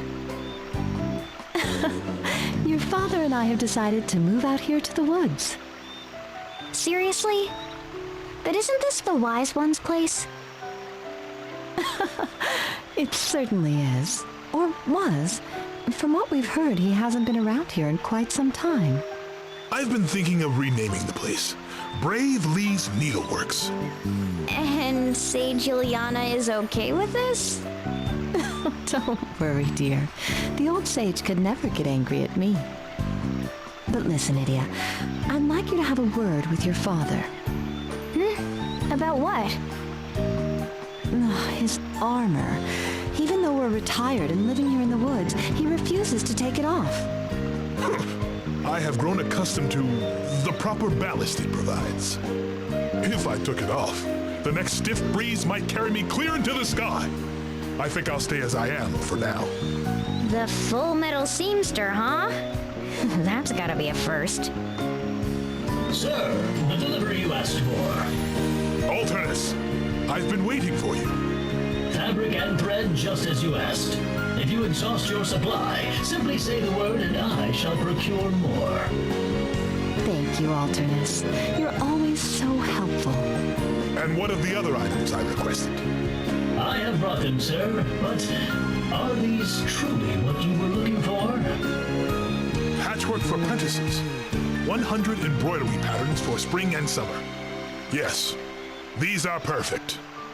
You're really serious about this needlework stuff, huh? Of course. Have you ever known your father not to be serious? For my first project, I believe I shall make you a quilted vest. Then again, Noble Tsuna hinted that he wanted a new tea cozy, and I promised to knit Alternus a woolen scarf. Before that, the armor.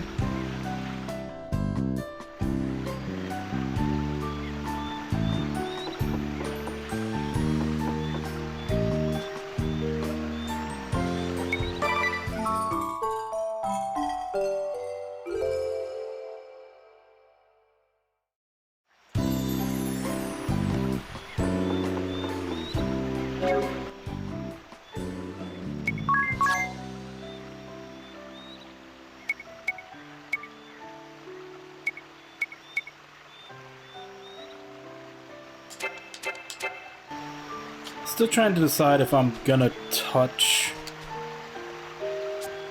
If I'm gonna touch Summoner at all, if I should go gather up the Dinner summons. is served. Finally! I'm so hungry I could eat a horse. It's so tender. This is divine! It's like a little symphony playing in my mouth with every bite. You simply must tell me, Tiz, what is this masterpiece? Meat? Hey, come on, Tiz. Magnolia is asking a serious question. Sorry. How about roasted wild boar with blueberry sauce? The boar shoulder Carl gave us has really aged well. What's the sweet and sour flavor? That's blueberry jam. We had some in the stores, so I used it as a rub for the roast.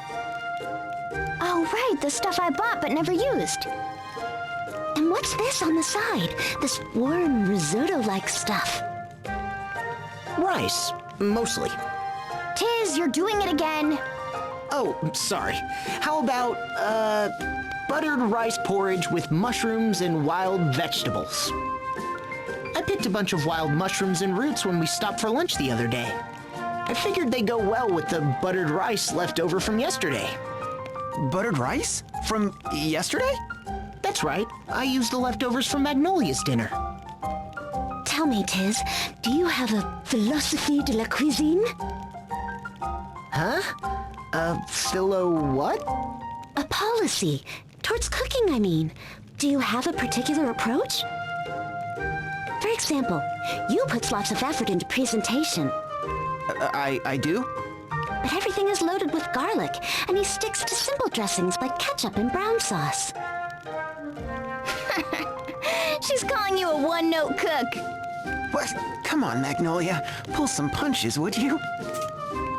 Idia, meanwhile, likes the extremes. Sweet things are super sweet. Spicy dishes get a quadruple dose of pepper. Yep, that's me. Food with a punch. She's not afraid to explore and experiment, which often results in total disasters. That sounds familiar. Remember her charcoal on the half shell? And the legendary soup of many colors? Murgurgur. Look, you have to try new things if There you we want to go, improve we as a finally got cook. another Murgurgur. You were trying to improve? But I have to say, there's a certain je ne sais quoi about Tiz's food. It's tasty without being flashy, and it has real depth. It makes me Been wonder, days without a Murgurgur. just what is his philosophy? Where did he learn to cook? I'm pretty sure I don't have a philosophy, and no one ever taught me, per se. I mean, I'm not a gourmet like Idia and you. I don't know about fancy ingredients and dishes. There must be something. Come on, don't be coy. Well, one thing I do believe in is not wasting food. Does that count? Like today, I used the boar meat we got and that extra blueberry jam for the roast. Then I had the idea to use up the leftovers from last night's dinner. We just happened to have the mushrooms and wild plants on hand to dress it up. Magnifique! Tiz, I think you have a wonderful approach to cuisine. It's nothing special. I just hate to see good food go to waste. Now that I think about it, you've never made a bad meal. Your dinners are always just right. Well, I'm not as adventurous as you. I stick with what I know, so I don't mess up all the time. Well, excuse me for trying to spice things up from time to time. Sorry. Oh, that reminds me. I made a totally unadventurous dessert, too. Sweet roasted chestnuts. What? Why didn't you say so earlier? Bring it out already. You really are the best, sir.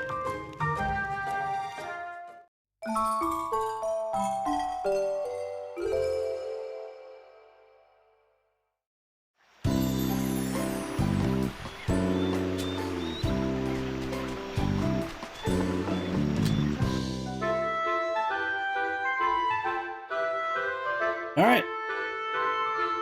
Now we basically have Unless I go gather up all the summons, we don't have anything to do except go to the main quest. Although I am tempted to make... How much money do I have?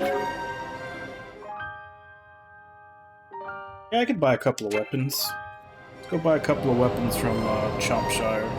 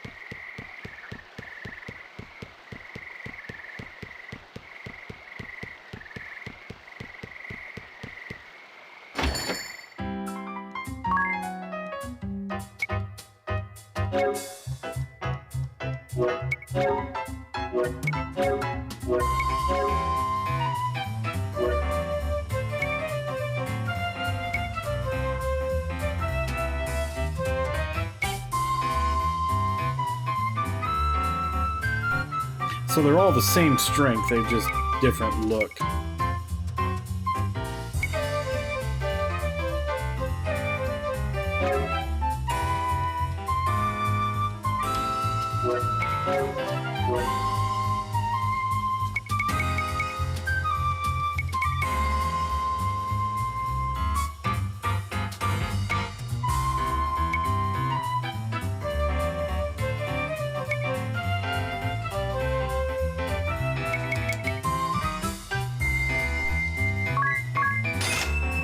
Basically just sounds like it's just all the weapons that the enemies use.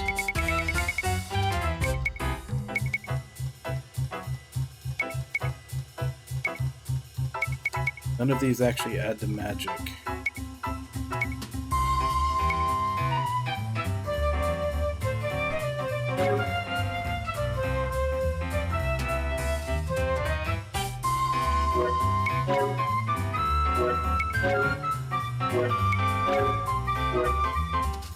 Or at least they do, but not as much as what he's already got.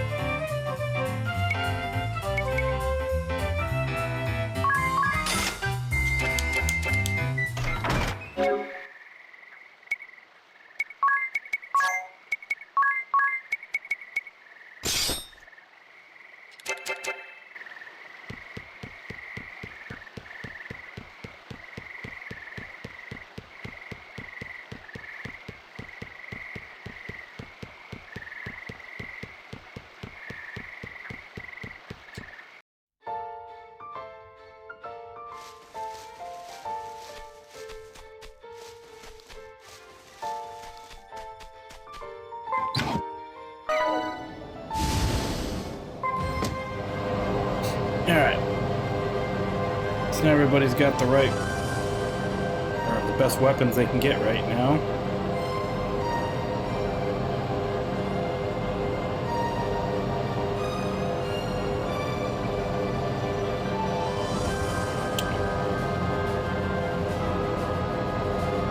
I believe this is where we're going, is Lantalo Villa.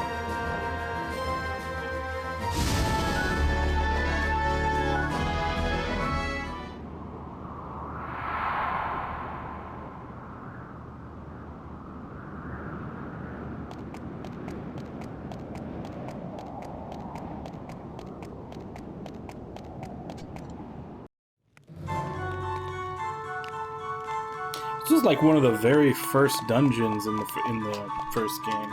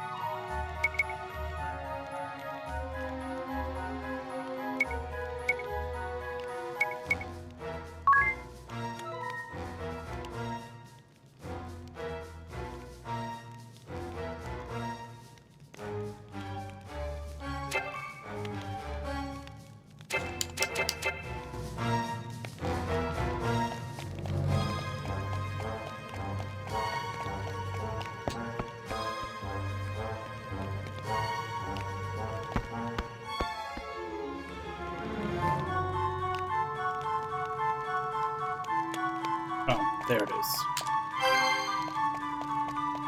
I'd say, where's the other treasure? Is it hidden?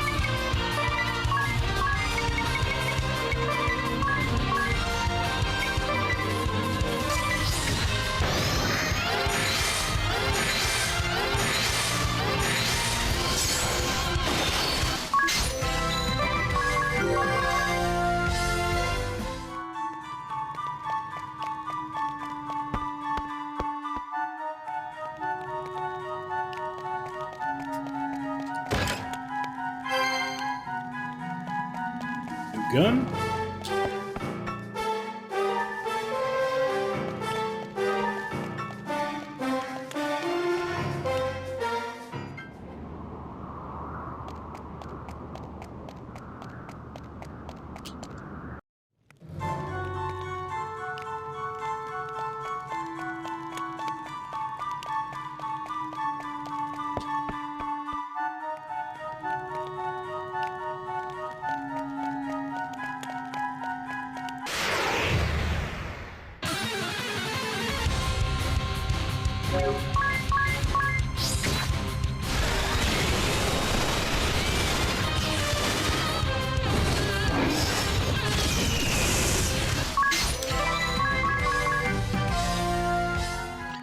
Was he that low, or was that an insta-kill?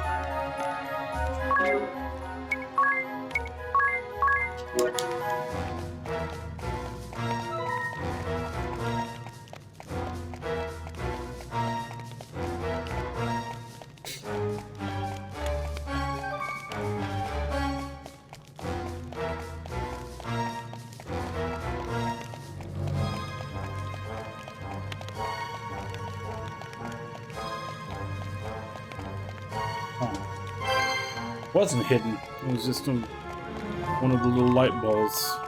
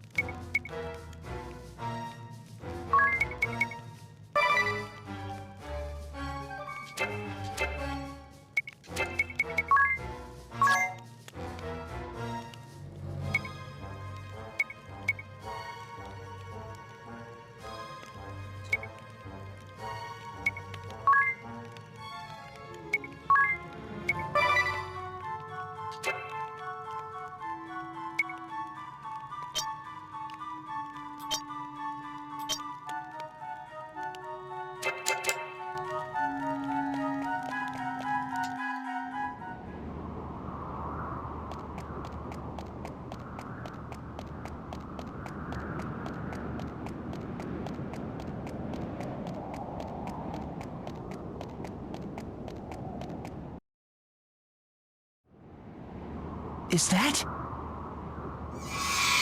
C'est évident. It's a ball. This can't be. It's exuding a level of power on par with, no, even exceeding Diamante's. Yet there's been no word from Fort Lune. Did it penetrate the moon's defenses? No, Appleberry would never let that happen. This is no time for panic, Magnolia.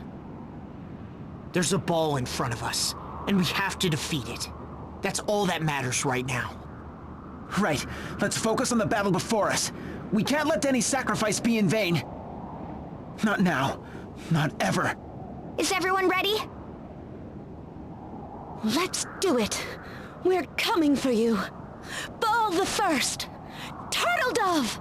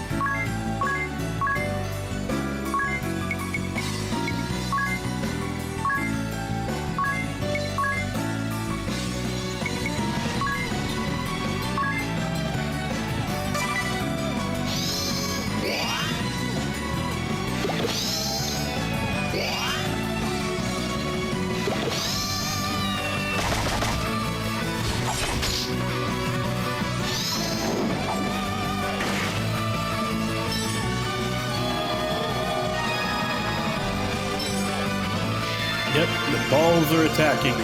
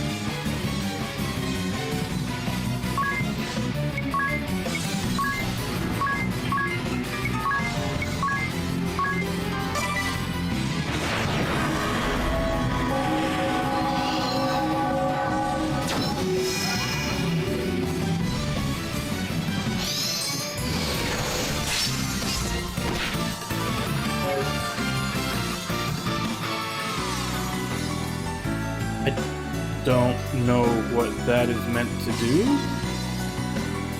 Just made Edia in love with you?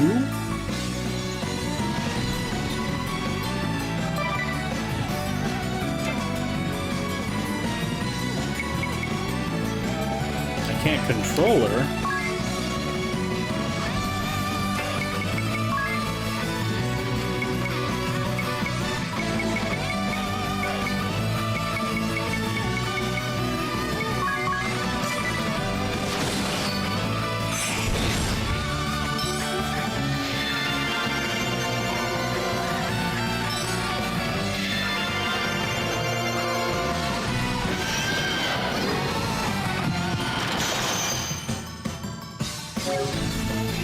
Okay, it's a two-part attack.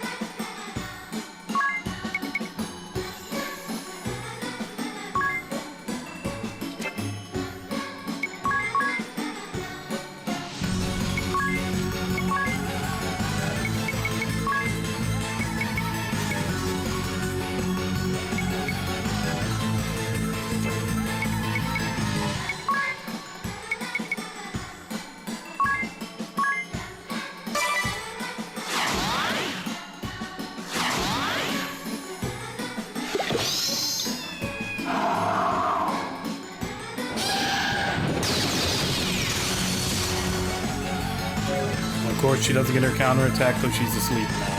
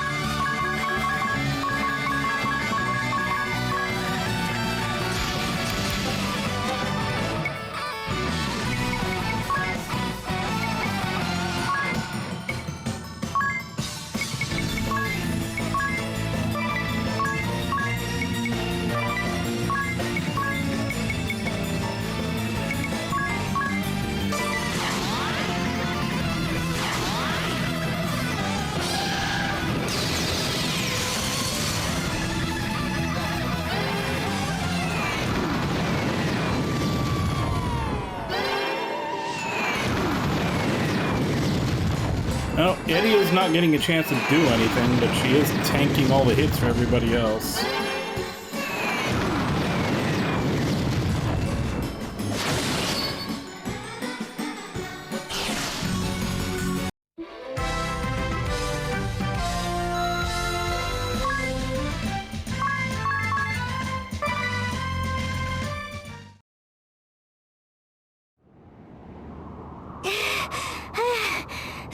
That was ridiculous. It was stronger than any ball I've ever seen. What's happening in Caldisla? First our memories, now this ball? I don't know, but we have learned one thing. Luxembourg still isn't free from the threat of the balls. Au contraire, the threat is greater than ever. This ball made it past the moon's defenses almost entirely unscathed. This is Magnolia. We confirmed the presence of a new ball. We dispatched it at once, but Impossible! We haven't let any balls through! I suspected as much. Somehow it eluded the moon's scanners entirely. Preposterous! No ball has ever slipped through Fort Loon's defense system undetected. Until now, this demands an investigation. This may not be an isolated incident. As a citizen of the moon, I have a duty to protect Luxembourg. That's right. Ballbuster Magnolia Arch will not take this threat sitting down. Understood. We are counting on you, Magnolia. I'm sorry, everyone. It looks like I'll be needing your help just a little bit longer. Don't be sorry. We'll help you for as long as you need. Yeah, there's no way we're letting these balls have their way with Luxembourg. Not after all we've done. Merci, mes amis. Are you okay, Tiz? Sir Tiz, how fare thee? Oh, Egil! The dread beast that beset the villa has been slain. Seriously? Man, Tiz, you really are a hero. My friends, can you hear me? Your Holiness. Huh? Is that Agnes's voice? Where is she? Right in here. Say hello, Egil. What? How'd she get stuck in there? Agnes, I never knew a person could be shrunk so small. What are you doing here, Tiz? You gotta get her out of there. Oh, Egil, have you been well?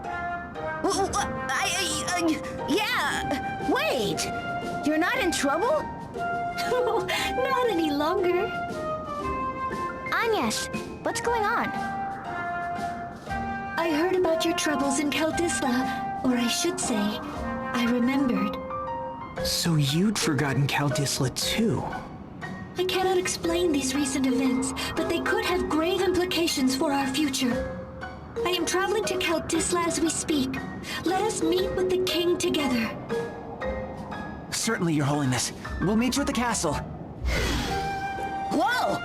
Where'd she go? So it's some kind of communication device? Whoa, that's so high-tech!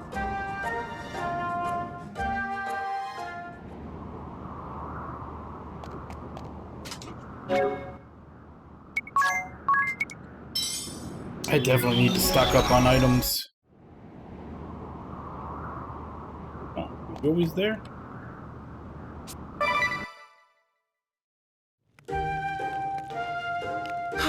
That was great! More like totally delicious. You've become a real master chef, Magnolia. Vraiment? You're so kind. Didn't you learn a new recipe from Sakura just the other day? She did.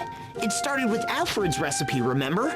Then you got Martha at the dorms to share her secrets. You're practically a culinary expert now. Anyway, I'd better clean up. I'll help. Merci. But it's quite all right. I believe the cook should also clean up. Oh, I'm so stuffed I can hardly move. I'm just gonna conk out right here. You shouldn't sleep right after eating, you know. Yeah, well, what happened to eat, sleep, and be merry, huh? That's, eat, drink, and be merry. For tomorrow we die. What? Who's dying? No one, we hope. Which is why we don't want you sleeping on a full stomach. Anyway, we'll be back on the Rub-a-Dub soon. I can't wait to have a good long soak. I love the bath oil Sakura adds. The aromas are so refreshing. She has so many different kinds, too. Rose, orange blossom, pomegranate, wild fig and ginger, and even champagne. Yes, sir. I could stay in the baths all day and night, looking up as the sun gives way to the stars. Yep, soaking in a warm bath from dawn to dusk. Wouldn't that be the life? Did you say warm water? Are you completely nuts? A bath has to be so hot you can barely stand it. Then when it feels like you can't breathe anymore, you jump out and douse yourself with cold water. That's a real bath. So all that splashing and shrieking coming from the ladies' bath was you. I can't believe I'm saying this, but I think Idia's on the mark. I mean, sitting in a warm bath for hours is nice, but it does get a bit boring. Exactly. What's the point if you just end up dozing off? But don't you get tired leaping in and out of water that's either too hot or too cold? Oh, no. It's not tiring. It's refreshing. Especially when you cap it off with... An ice cold latte. Exactly. Knocking back an iced latte so cold you can barely taste it. Or you could just have a coffee. Sir, coffee and cafe latte are completely different. I think I can finally understand you. And are you, my dear Idia?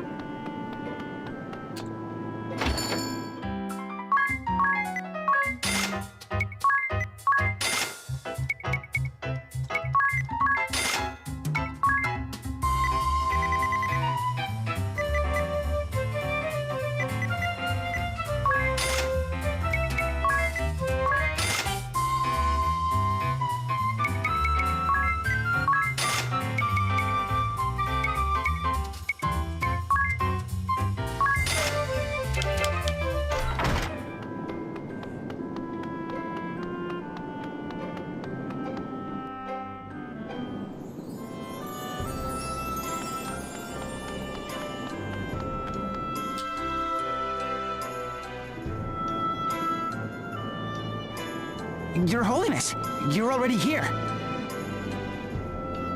Caldisla disappeared from our memories, only to appear again all of a sudden. Something is amiss here. Indeed. And the king has just shared with me an equally disturbing tale. Do tell. For those of us on the outside, it was as though Caldisla suddenly returned to our memories. But for the people of this land, it was the existence of the rest of the world which came back to them only now. A most curious state of affairs indeed. I ask of you, Vestal of Wind, beg pardon, your Holiness, I would hear your counsel. Whatever should I and my kingdom do? Your Highness, I thank you for welcoming me back to Caldisla with such warmth. As for your question... I'm glad your arm's feeling better. My arm? Yes, it's fine. That's a load off. Seeing you run about all the time, sometimes I get worried. I'm simply doing my duty. I do not find it a burden. So come on, spill it. Did you find out anything about Yoko? Yoko? What are you... But what do you think, Idia? Huh? I think, sorry, what are we talking about? Honestly, Idiot, this is a serious meeting between world leaders. We were discussing how the balls might be appearing. Never mind how they appear. We don't even know where they come from. That's true. And even if if we did know, something is clearly different this time. There are just too many things we don't understand about these balls. I'm sorry. I should know more. Don't be so hard on yourself, Magnolia. It's not your fault. Our heroes, surely you must be exhausted after such a harrowing battle. Pray, stay the night and rest yourselves.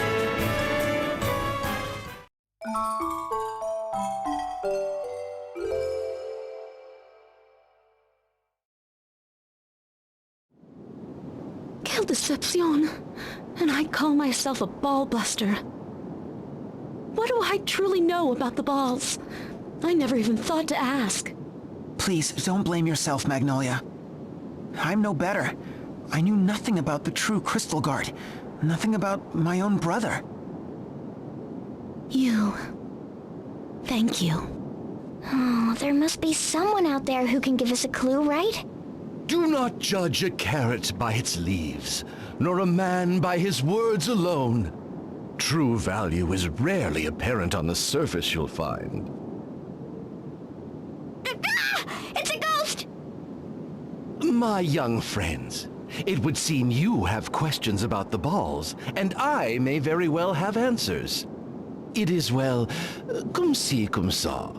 Would you start with the good news or the bad? Oh, this never ends well. All right, give us the good news first. The good news is that, yes, I have finally uncovered the truth behind the balls. Ah, la vache! You have? And what is it? I'm afraid that brings us to the bad news. I believe, no, I am convinced, that the balls are the unresolved feelings of my dearest Vega given life. C'est horrible! How can this be? Vega was your beloved, no? The one you left behind in the Celestial Realm? The same. And the balls that threatened to destroy Luxendark. As much as I am loath to admit it, they were born of our shared memories. Your memories created the balls? How is that even possible? It is only a theory, but I believe that Vega even now harbors feelings of deep yearning and remorse. And that someone, something, has seized upon these emotions, giving them physical form as weapons of mass destruction. What a monster! Manipulating someone's feelings for such a terrible purpose. You can say that again. So, this means that the balls come from the Celestial Realm? That would be the only reasonable assumption. That settles it. Altair, let's go to the Celestial Realm and save Vega from this nightmare. A most kind offer, you. And yet I fear it is not so simple. I too long to see my Vega again, so I searched and searched for a way to reach the Celestial Realm, to no avail. We'll just have to keep trying then. Never say never until The voice you're actors, dead. man. I always think about the voice actors. How many A times did it sentiment I take them to share, do my these dear with a you, straight face? Which is why I kept trying, kept searching, until my death. Oh, yeah, I'm sorry. I didn't mean... A joke, my dear boy, a joke! So you're just going to give up? You've carried on all these years in the hopes of seeing Vega again. Now you're just going to accept how things are? Oh, of course I do not accept it. How could I accept my beloved being used as an instrument of destruction? I want to help her with all my heart, I do, and yet... My friends, might I beseech your aid? Whoa, why so formal? Of course you can. Magnolia here is a ballbuster after all. And even if I weren't, I would help. Anyone who'd use another's love for the purpose of evil deserves to get theirs. Right. You've been our friend from the start, Altair. We've been through so much together. We're not giving up on you now. Your friend? Oh, thank you, my dear children. As a matter of fact, I unearthed a new clue since coming to this place. a fairy named Anna. Right! It was as if Diamante was under her control. And she mentioned something about her master, didn't she? I think we've seen enough to know that she's involved up to her eyeballs. Then our course of action is clear. Search out Anna, my young friends. With all my heart. Bonne chance.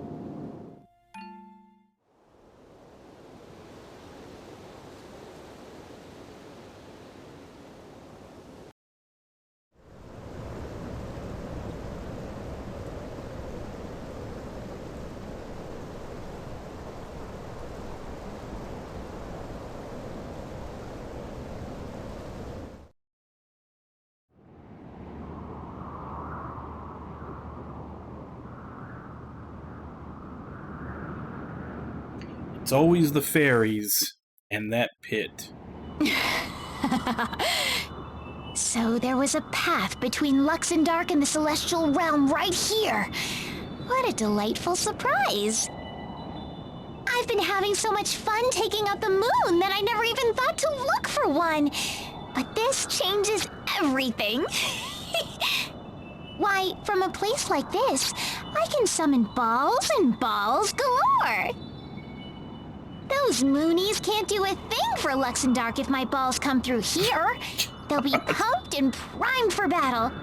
And not only that, oh no, it might even be possible for my lord to descend upon Luxendark from here. The only fly in the ointment is you, Jenny Olja, and his stupid friends. They've interfered with me every step of the way. Why, they've even recovered memories from alternate dimensions. That's basically cheating, you know. How are they doing it? Is it that hourglass they have? No, that alone wouldn't explain it. Ugh! What is their little secret?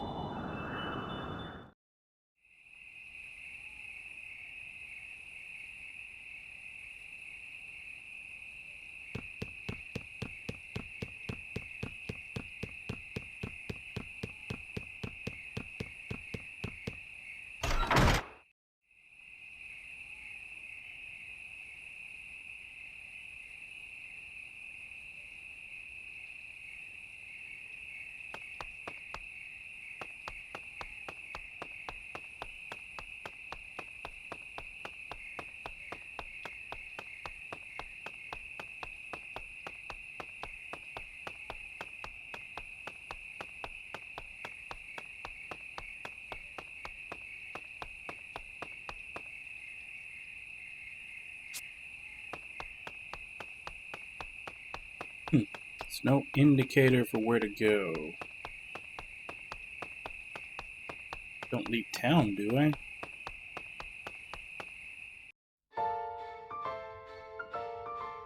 There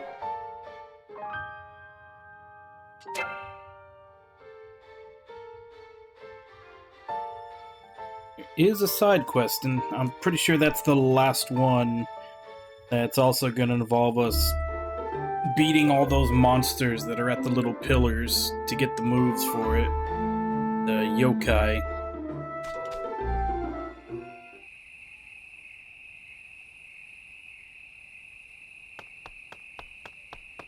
That one will definitely take a while. Possibly a whole stream, depending on how hard those little mini bosses are. How many? I think there's 7? I think it's like the 7 deadly sins thing that they love to use all the time.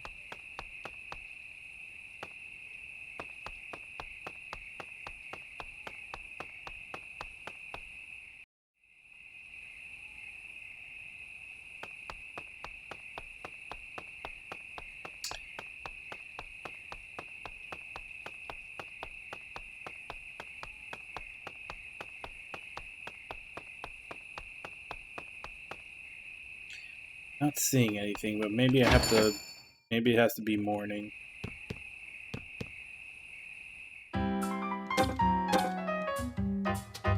Except I don't have the money.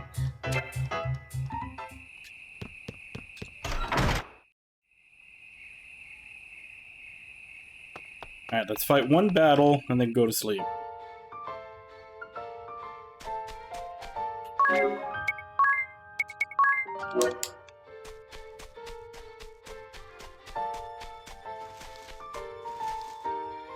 Oh wait, no.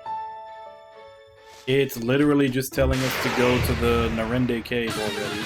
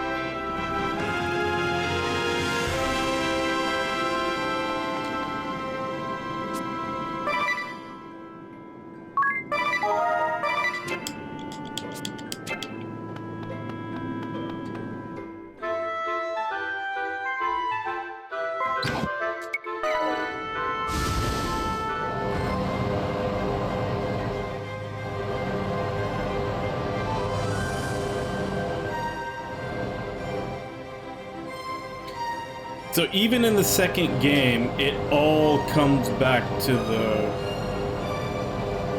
the pit where Narende used to be.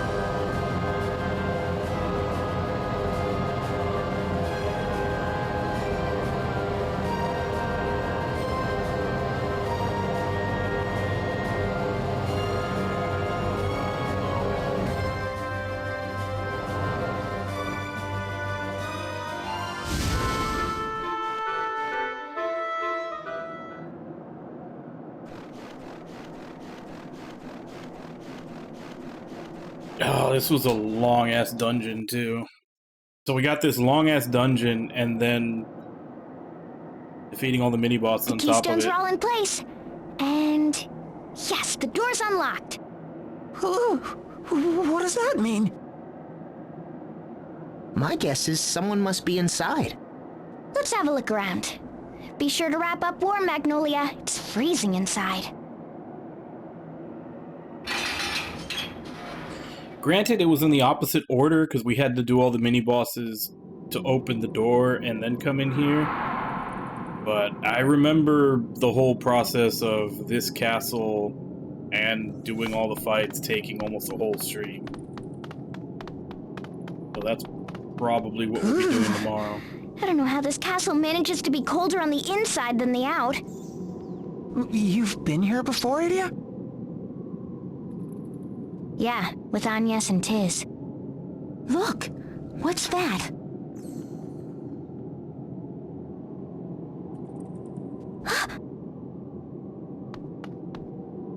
This helm.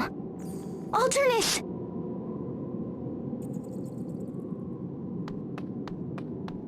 Stay strong, Edea. I'm sure he's all right. Let's go look for him.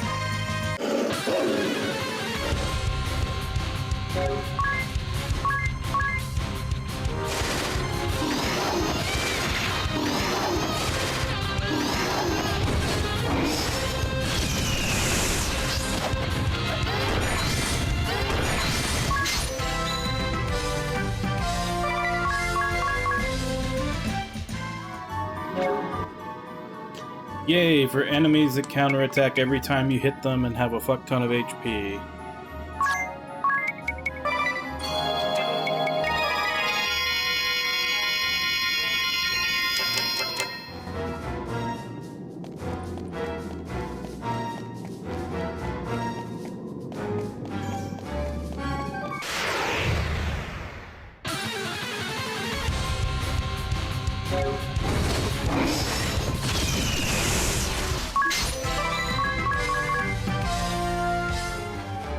I do remember not liking the fights in this place. I think to the point where I got halfway through here and I just turned them off.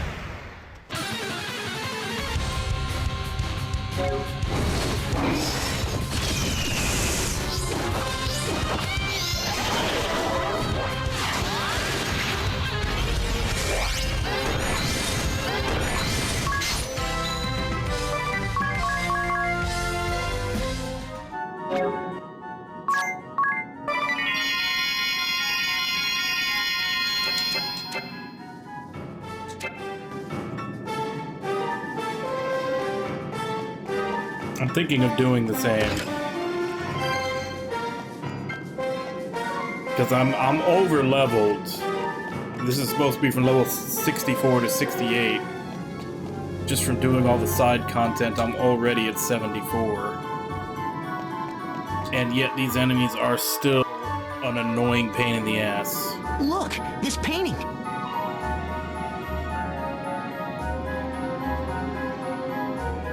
Yoko? Remember what Alternus said? He was going after Yoko. Why, if it isn't our loyal Minister of the Right. What? Yoko? Yoko! If you laid a hand on Alternus, I'll... Idia, don't do anything rash. Wise advice. We think you would do well to listen. Your knight in not-so-shining armor is fine. At least he seemed healthy, running away as fast as his legs could carry him. But enough talk about him. We are much more interested in you. Perhaps you are aware that Vampire Castle is known by another name. The Hall of Truth, where the curious can learn all there is to know. Yet some truths are not so easily faced. What of you? Would you cast off your blissful ignorance and face the truth? Then make for the floors above, but be forewarned. Before you can learn the truth, you must prove yourself worthy of it. Tiz, do not think you can avoid the dangers that you would encounter in this place. Within these walls, the powers of Luxendark's gods will not avail you. This is our realm. We make the rules, and you have no choice but to play by them. It is only fair, yes? A truth learned through anything other than your own efforts is no truth at all. So does that mean I can't turn We off shall encounters? await you above. Fare thee well.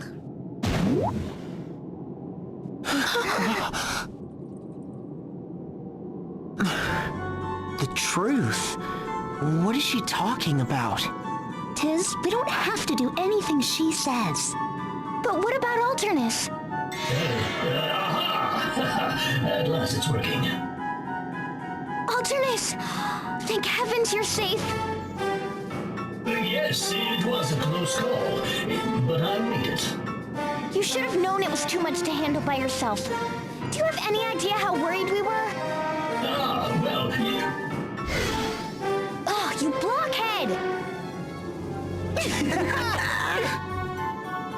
Well, at least we know Alternus is safe.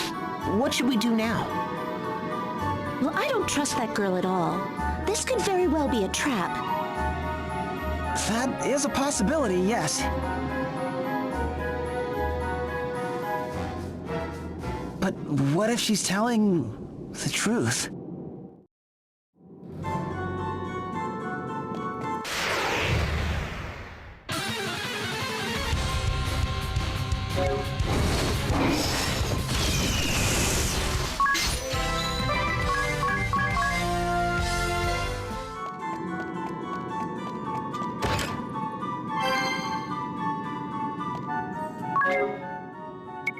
Yep. That's exactly what they meant. I cannot turn the encounters off or even turn them down while I'm in here. Oh, man. That kind of sucks. That's exactly what I did in the first game, because, like I said, the encounters in this place are fucking annoying.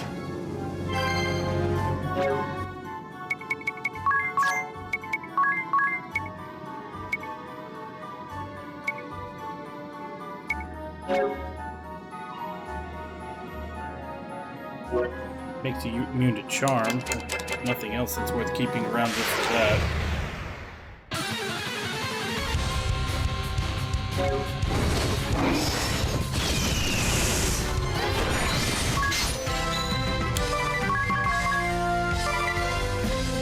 Definitely not going to fight any more battles than I have to, though. I'm not grinding out jobs, and I'm already over-leveled.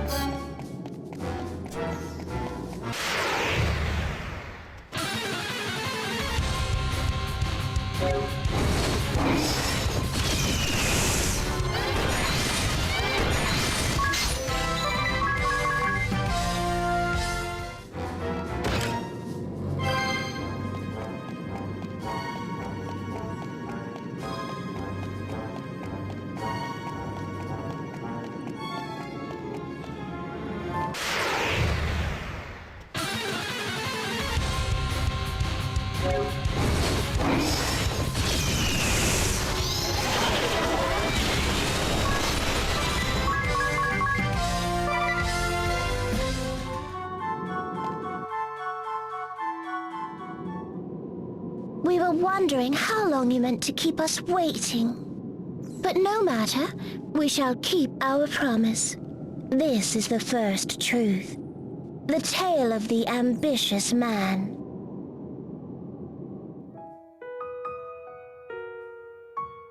How long did we lay in slumber, that first time that we slept? We awakened and opened our eyes to the sight of a man standing before us. This man, this ambitious man, had come to explore the shrine in which we slept. 20 years ago, another man, another ambitious man, came for us. He brought with him a young girl, and within her body encased our very soul. With this, his true goal would be realized. The man had come to plunder the shrine, to claim the treasures that had been offered to us over the ages.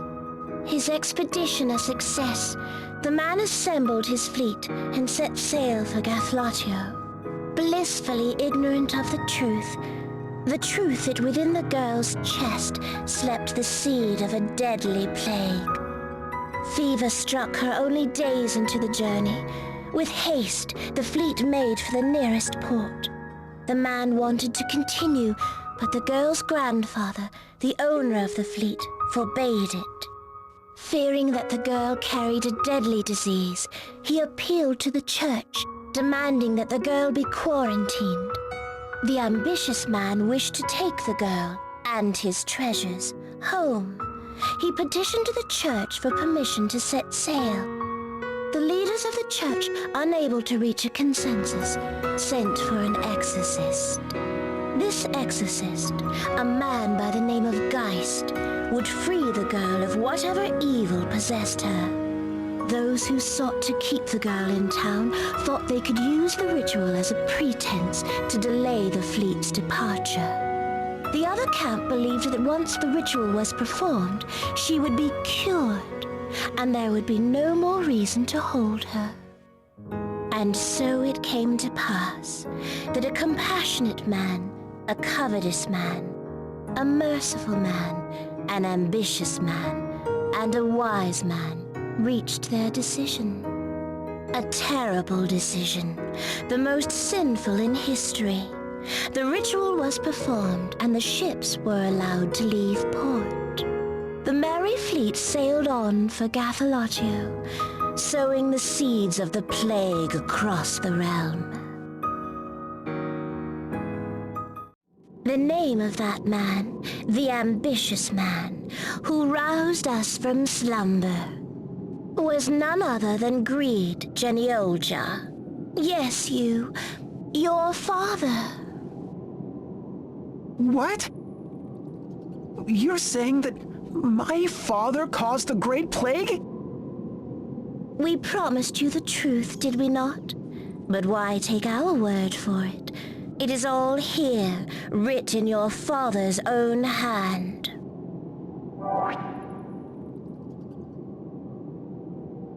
If you have the courage to face the next truth, we shall await you above. Wait, Yoko!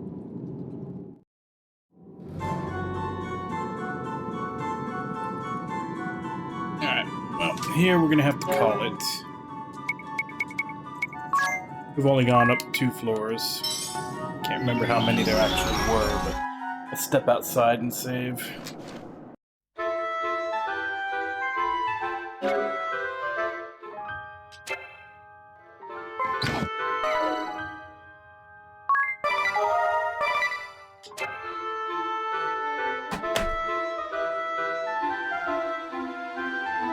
So yeah, that's where we're gonna end for today.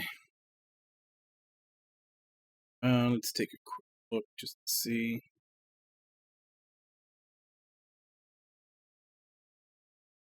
Oh damn, so we're almost done.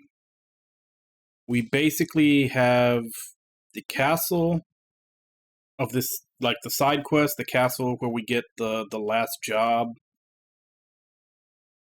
And then yeah, the 7 deadly sins that we have to kill to get the spells for the job. And then it's just the last dungeon. I have a feeling that doing the castle and the 7 fights will probably take up an entire stream. And probably the same for the last dungeon. I think doing the last dungeon took up almost an entire stream last time also. And then I got to the final boss and it cheesed me out on like the last phase, and I think I basically had to rethink my builds, and we just beat it the next day, like real quick. So hopefully that doesn't happen again, but I have a feeling it'll be 2 more streams minimum, probably, to finish this off.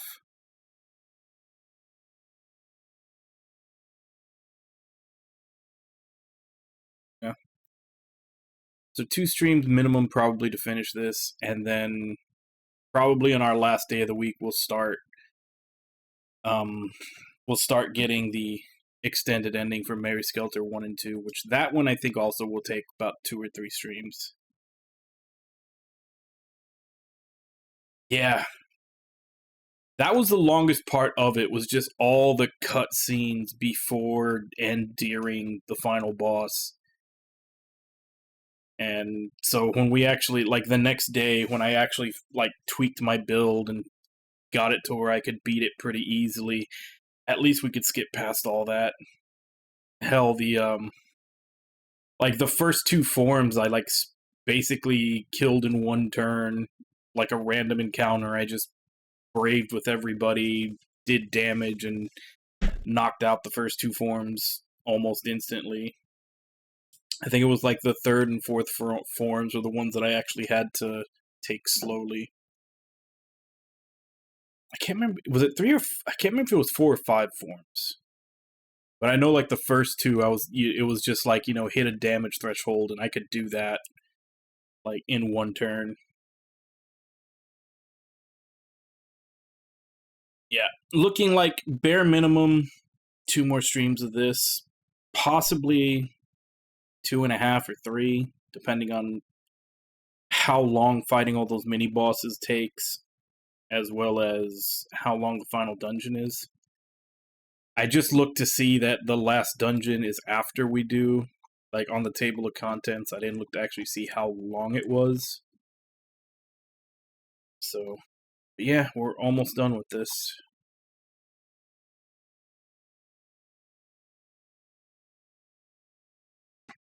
But, yeah. 2 or 3 days for this, 2 or 3 days for the Mary Skelter extended ending, and then we'll be on to Sea of Stars, which, what is the average for that? I want to say I think the average for it is like 20, but it might be a little bit longer than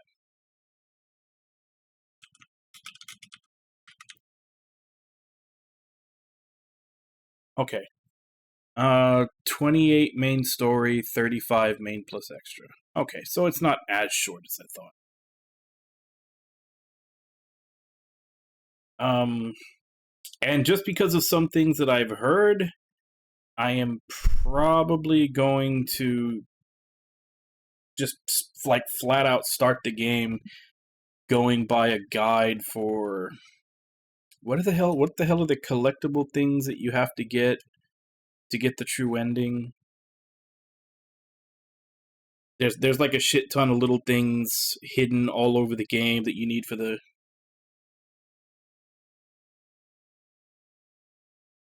Well, no, just basically just to make it easier, because I know that you can... Apparently none of them are missable. You can go back and get them at any time, but then it becomes one of those things of like, did I get this one or not? Which ones am I missing?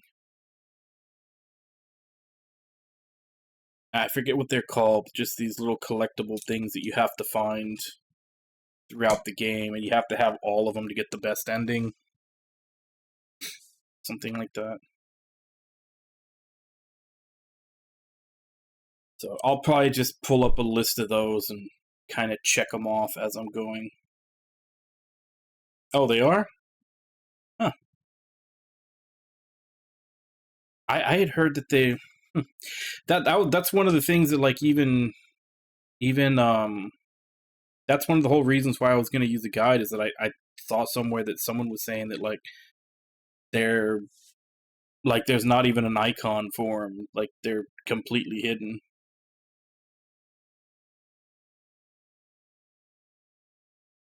I don't know, as long as it keeps track of them for me, so I know which ones I've missed and I can go back and get them, that's no big deal then. Yeah. So I guess let me go ahead and give callouts and end for today.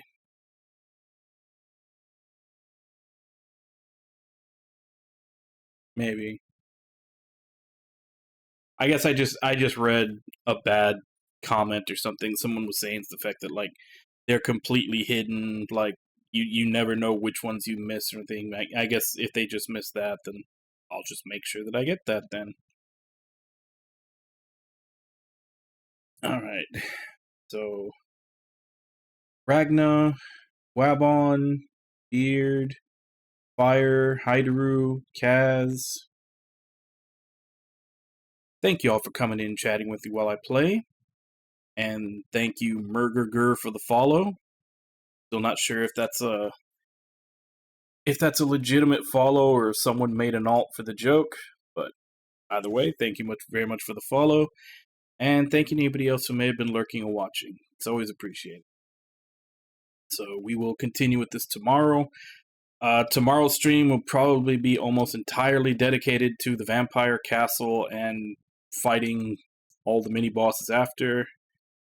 I'm still trying to decide if I should go pick up the summons. I've got 2 of them just as I was going through dungeons, but trying to decide if I'm even going to touch that class, if it'd be worth it to go get the rest of them. So, yeah, that'll be tomorrow. So, I guess as for right now, let me see if I can find someone to...